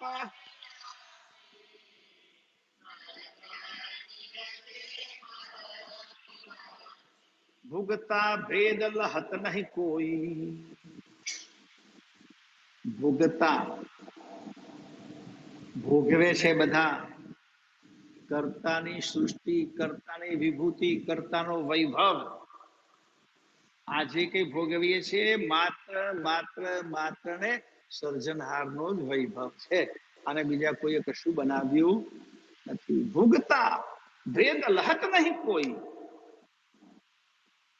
પણ એ કરતા પદનું આ બનાવેલો પદાર્થ એને ભોગવવા છતાં એમ નહીં સમજતા, ભેદ નથી ખબર પડતી કે આને બનાવનાર કોણ છે, ખરેખર એને કોણે બનાવ્યું છે. અજબ કલા કાયમ ગતિ તોડી, ખબર નથી પડતી કે આ કરતા અજબ કળાના છે, એની અજબ કલા છે, એ પોતે કાયમ છે અને એમની અદ્ભુત ગતિ છે. એમની બનાવેલી વૈભવ સાહેબીને ભોગવવા છતાં એ સમજ જીવનમાં આવતી નથી. ચર અચરા ગતિ આપ વિલાસી, નન્ના નિર્ભય પદ અવિનાશી, સ્થાવર જંગમ બધામાં જ એ કર્તાની જ રચના છે, અને કર્તાની રચનાનો જ બધા આનંદ ભોગવે છે, વૈભવ ભોગવે છે.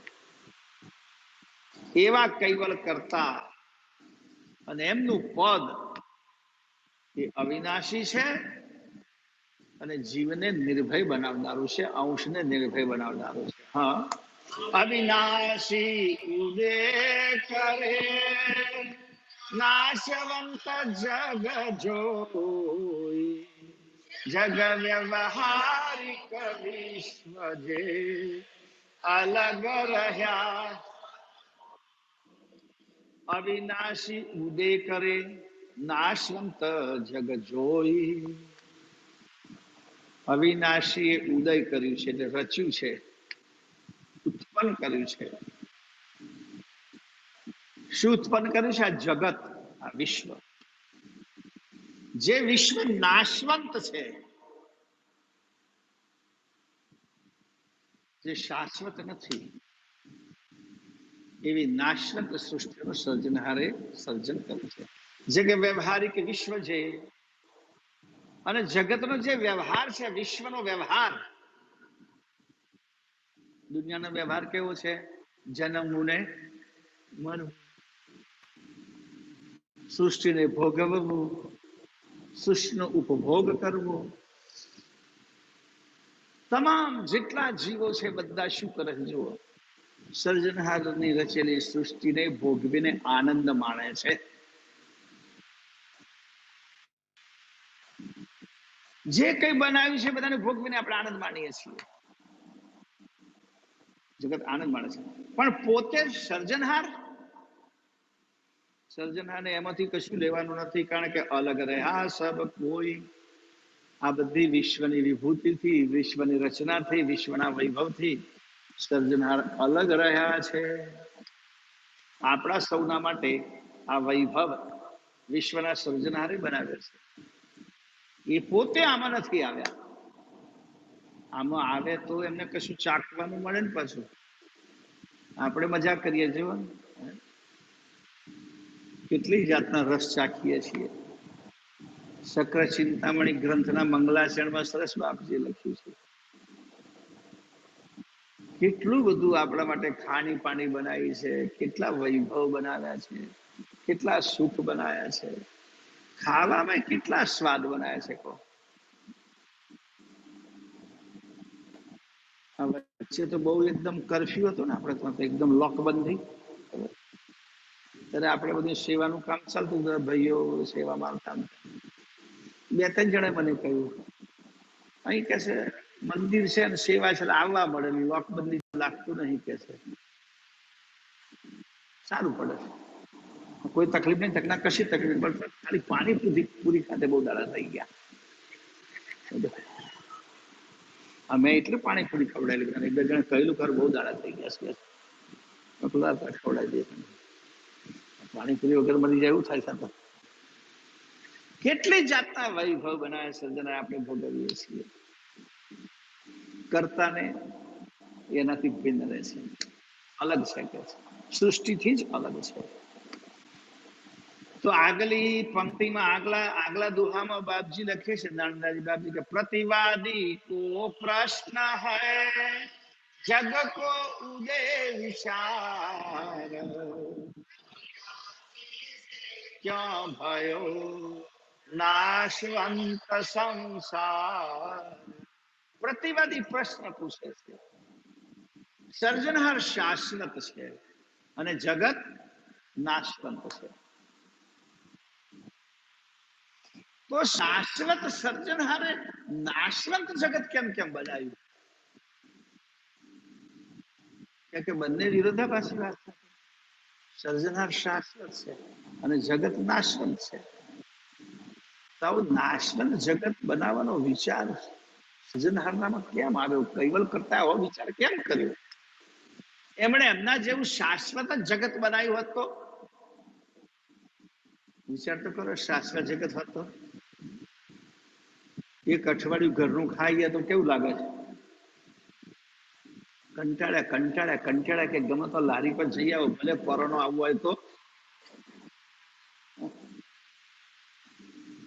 એક અઠવાડિયું ચાલતું એકનું એક જગત એક જ પ્રકાર બનાવી દીધું તો કેમ ચાલે?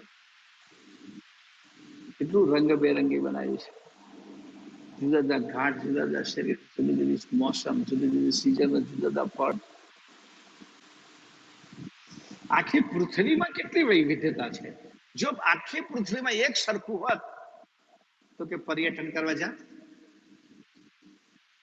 કોઈ જગ્યાએ જાત જ નહીં. પર્યટન કરવા આપણા કરતા કે જુદું છે જોવા માટે જઈએ છીએ. પર્યટનમાં શું હોય? આવું ને આવું બધે હોય તો બીજે કઈ જવાની જરૂર ના પડે, પણ એવું નથી. માટે તેનો આનંદ છે. તો આવું નાશવંત જગત સર્જનારે કેમ બનાવ્યું? આવું પ્રતિવાદી પ્રશ્ન પૂછે છે.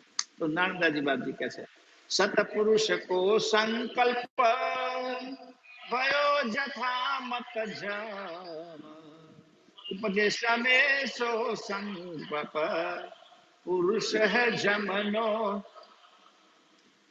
જવાબ આપતો નાનદાજી બાપજી કહે છે કે સર્જનહારે સૃષ્ટિ રચી એક સંકલ્પથી બનાવી છે. એક કર્તાનો એક સંકલ્પ હતો. જેમ કોઈ માનવ પોતાના સંકલ્પથી, પોતાની ઈચ્છા શક્તિથી કોઈ કાર્ય કરે, એ કાર્યથી અલગ રહે છે, કાર્યમાં હોતો નથી. ઘણી જગ્યાએ નાનદાજી બાપજી કરતા પરમ ગુરુએ પણ ઘણા દાખલા આપ્યા છે. પ્રજાપતિ વાસણ બનાવે તો મનમાં સંકલ્પ કરે કે મારે આવો ઘડો બનાવવો છે, કે આવું કોડિયું બનાવવું છે, કે આવું માટલું બનાવવું છે, અને પોતે બનાવે છે. પણ પોતે એમાં આવતો નથી, એનાથી અલગ જ રહે છે, એનાથી અલગ રહે છે.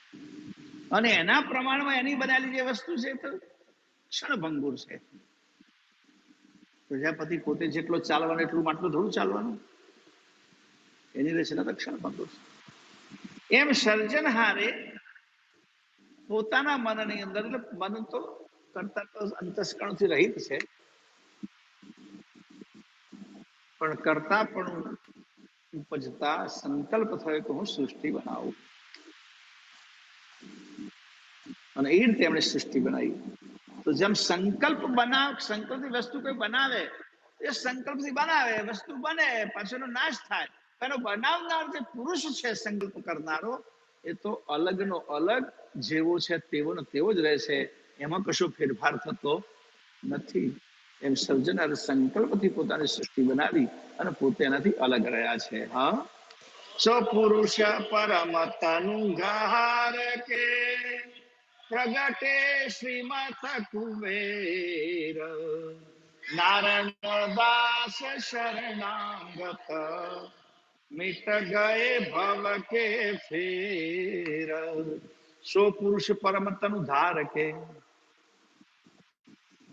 નાણદાસી મહારાજશ્રીની ભાવનામાં તો પરમ ગુરુ કરતા જ છે, સર્જનાર છે. સર્જનાના પરમ વિશેષ અંશ સર્જનાર સમાન છે.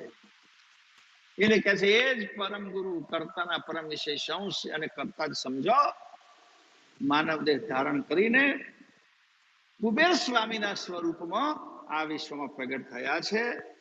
નાણદાસજી કહે છે હું એમની શરણાગતિ સ્વીકારી છે અને શરણાગતિ સ્વીકારવાથી મીટ ગયે ભવ કે ફેર. જન્મ મંડના મારા ફેરા બધા નષ્ટ થયા છે. પરમુના શરણથી મને અવિનાશી પદ પ્રાપ્ત થાય છે. સત્કેવલ સાહેબ જય જય.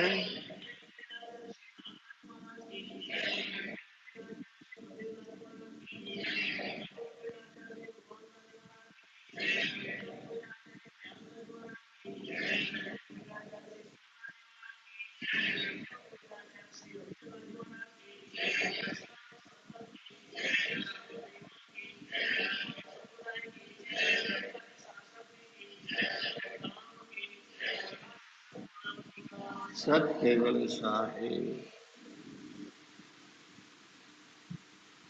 સત્કેવલ સાહેબ સત્કેવલ સાહેબ.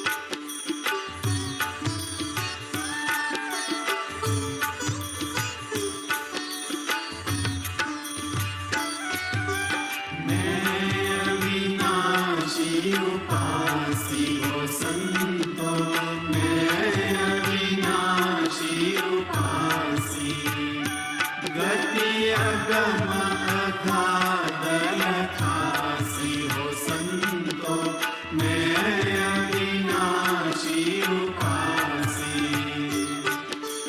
जप तप तीरथ व्रत वेदोगत साधन सिद्ध अभ्यासी सुरत मूरत धरि लगन लगावे तीन लोक पद पासी हो संतो मैं अविनाशी उपासी गति अगम अगाध लखासी हो संतो मैं अविनाशी उपासी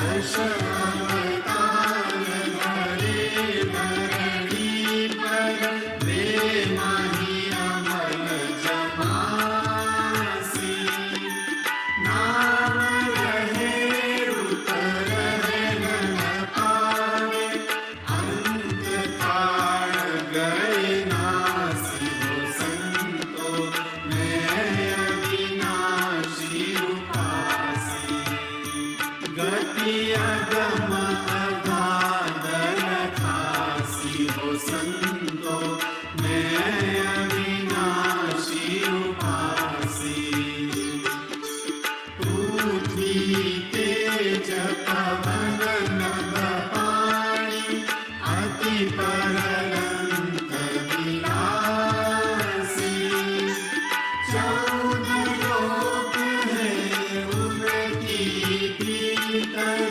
उनकी है झूठी आसी हो संतो मैं अविनाशी उपासी गति अगम अगाध लखासी हो संतो मैं अविनाशी उपासी हाड़ मांस रग लोहन चर्म ये सिन देह हमासी सोहंग साहिब नाम मेरा निज कैवल पदवासी हो संतो मैं अविनाशी उपासी गति अगम अगाध लखासी हो संतो मैं अविनाशी उपासी ब्रह्मा विष्णु महेश्वर देवा जेने सृष्टि प्रकाशी महामाया का एक दिवस में अनेक पैरमल झांसी हो संतो मैं अविनाशी उपासी गति अगम अगाध लखासी हो संतो मैं अविनाशी उपासी बीते कल्प रहे शक्ति धन ज्योत में जाई मिलासी ये से कल्प रहे सत ज्योति ब्रह्म में जाई मिलासी हो संतो मैं अविनाशी उपासी गति अगम अगाध लखासी हो संतो मैं अविनाशी उपासी ब्रह्मचिदानंद आनंद सिंधु जिनु कैवल परकासी उठत ईच सृष्टि सब फोरत समता सकल समासी हो संतो मैं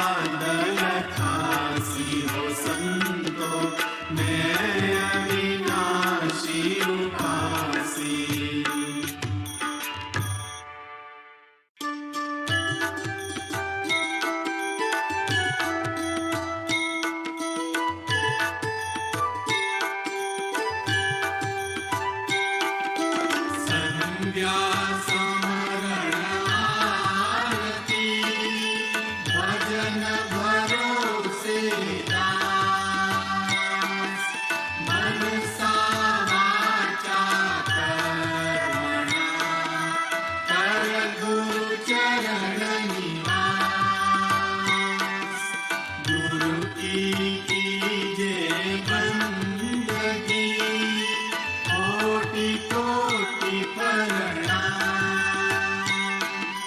कीर्तन जानत भृंग को सोई कले आप समान गुरु मूरत मुख चंद्रमा सेवक नेत्र चतुर अष्टपहर निरखत रहे सोई गुरु मूरत कियो चार चीन हरि भक्त के प्रगट दिखावन दे दया क्षमा और दीनता पर दुख तू हर ले धनवंता जुग में गणा रूप रंग मन मोह कहे कुबेर ने भी गणा मन मेरु की को मन मेरु जब ही मिले आत्म तत्व विचार तन मन सौंपी दीजिए माँ के शरण मोजा तन मन सौंपी शीश तू प्रभु सदा मोरी तबे कुबेर अंतर नहीं जैसे जड़ माही ज्ञान मीन काम छतो संग करे जन को कहे कुबेरा तो मिले फिर जीवन की तो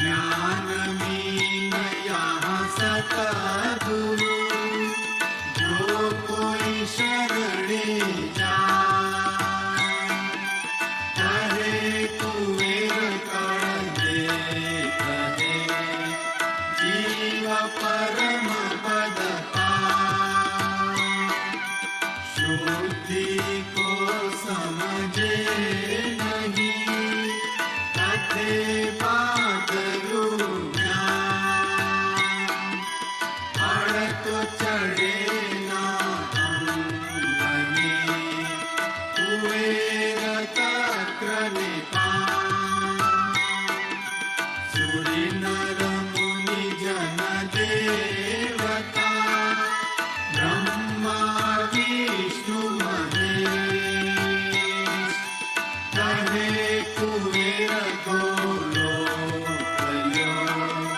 जेठी तक्र आवेश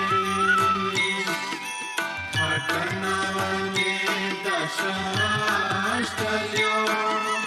चारु वेद चरास व्यासवलोवण चासनु जीवत जगत उपास रामचंद्र वसिष्ठ को करता पड़ गुरु की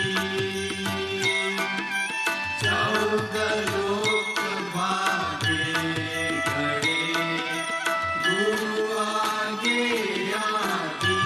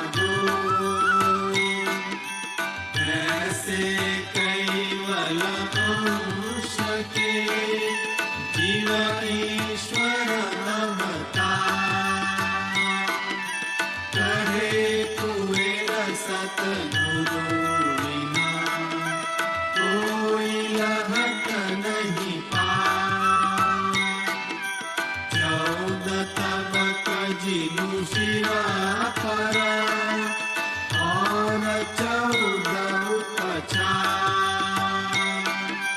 मध्यम हेल कैवल कुल सुगढ़ सबो मसगा हे कैवल तुद खावन अखिल जीवन कीरता कहे कुएर दर्शावहु जो जन होय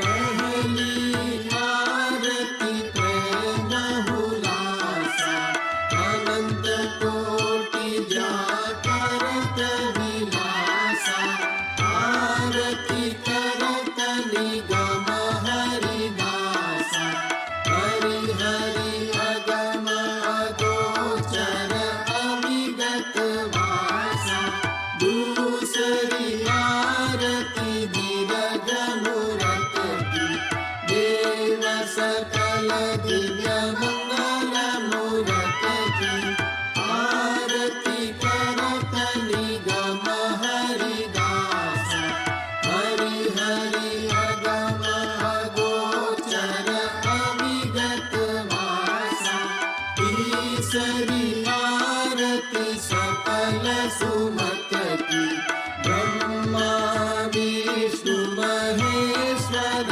पट की आरती करत निगम हरिदासा हरि हरि अगम अगोचर अविगत वासा चौथी आरती सकल चराचर प्रणव पेच जेहि रही बराबर आरती करत निगम हरिदासा हरि हरि अगम अगोचर अविगत वासा पंचमी आरती परम पुरुष की सकल साज कर करन दुरस की आरती करत निगम हरिदासा हरि हरि अगम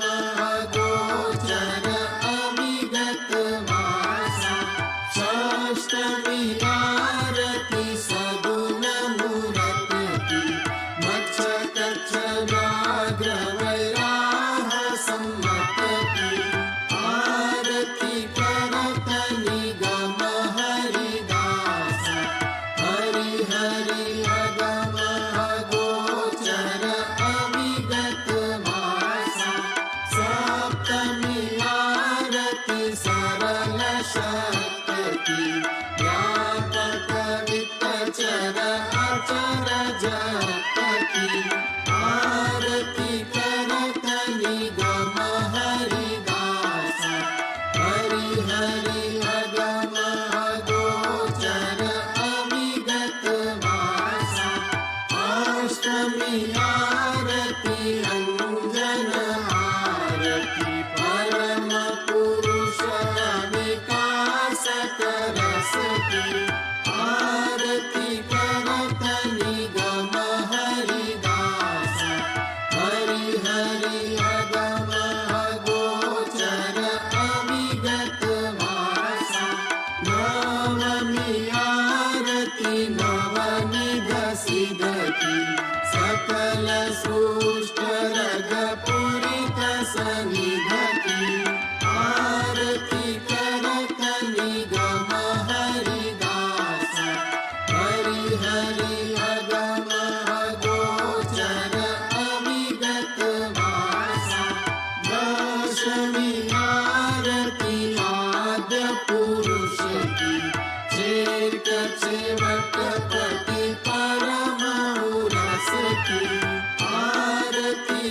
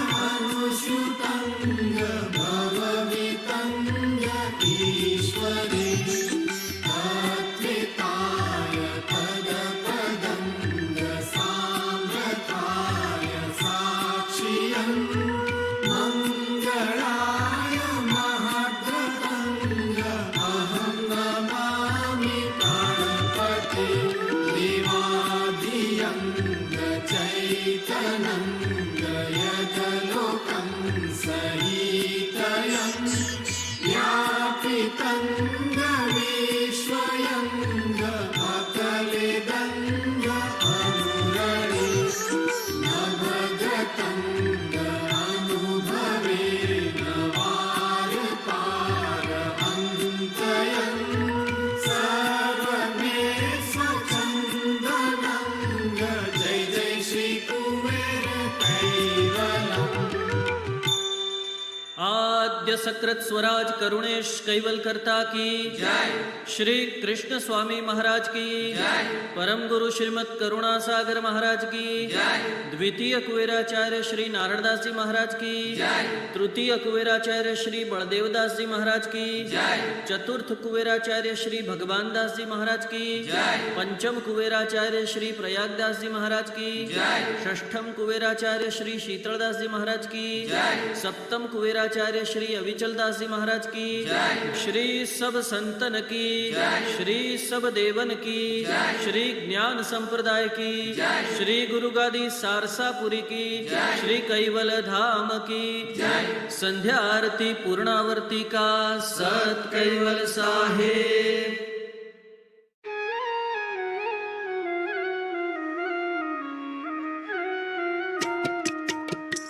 कोटे सुख सेज श्री महाराज करुणा सागर राज।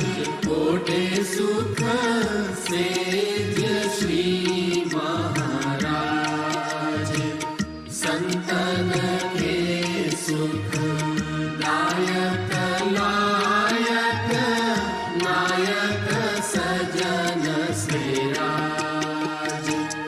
शोभा सुंदर अति अनुपम षोडश चिन्ह धरे साज। कोटे सुख सेज श्री महाराज करुणा सागर राज। कोटे सुख सेज श्री महाराज कला खटदश विभूति पूरण परम गुरु जग काज। लाए लक्ष्य अलौकिक अनुभव सुरगति नाही समाज। कोटे सुख सेज श्री महाराज करुणा सागर राज। कोटे सुख सेज श्री महाराज नवघन श्याम स्वरूप स्वामी नामी कहत दलदाज। तेज पुंज प्रकाश पावन करत रहत जन लाज। कोटे सुख सेज श्री महाराज करुणा सागर राज। कोटे सुख सेज श्री महाराज चंदन सेज जडित्र सोवर्ण पुष्प पिछोड़ी बिछाद। अत्तर अरगती लपट लगावत सुगंध केशर ताज। ओढ़े सुख सेज श्री महाराज करुणा सागर राज ओढ़े सुख सेज श्री महाराज सेवा करन सब सूर आए संत सजन को समाज आनंद को अति होत को लाभन हर के गरीब नवाज ओढ़े सुख सेज श्री महाराज करुणा सागर राज ओढ़े सुख सेज श्री महाराज श्रीमत कुबेर सब दास को दल देखी उचरे आवाज नारायण दास आशा पद रजती पूरे पूरण काज ओढ़े सुख सेज श्री महाराज करुणा सागर राज ओढ़े सुख सेज श्री महाराज आद्य सकृत स्वराज करुणेश कैवल करता की जय। श्री कृष्ण स्वामी महाराज की जय। परम गुरु श्रीमद करुणा सागर महाराज की जय। द्वितीय कुबेराचार्य श्री नारायणदास जी महाराज की जय। तृतीय कुबेराचार्य श्री बलदेवदास जी महाराज की जय। चतुर्थ कुबेराचार्य श्री भगवान दास जी महाराज की जय। पंचम कुबेराचार्य श्री प्रयागदास जी महाराज की जय। षष्ठम कुबेराचार्य श्री शीतलदास जी महाराज की जय। सप्तम कुबेराचार्य श्री अविचल दास जी महाराज की जय। श्री सब संतन की जय। श्री सब देवन की जय। श्री ज्ञान संप्रदाय की जय। श्री गुरु गादी सारसापुरी की जय। श्री कैवल धाम की जय। ओढ़ण आरती पूर्णावर्तिका सत कैवल साहेब।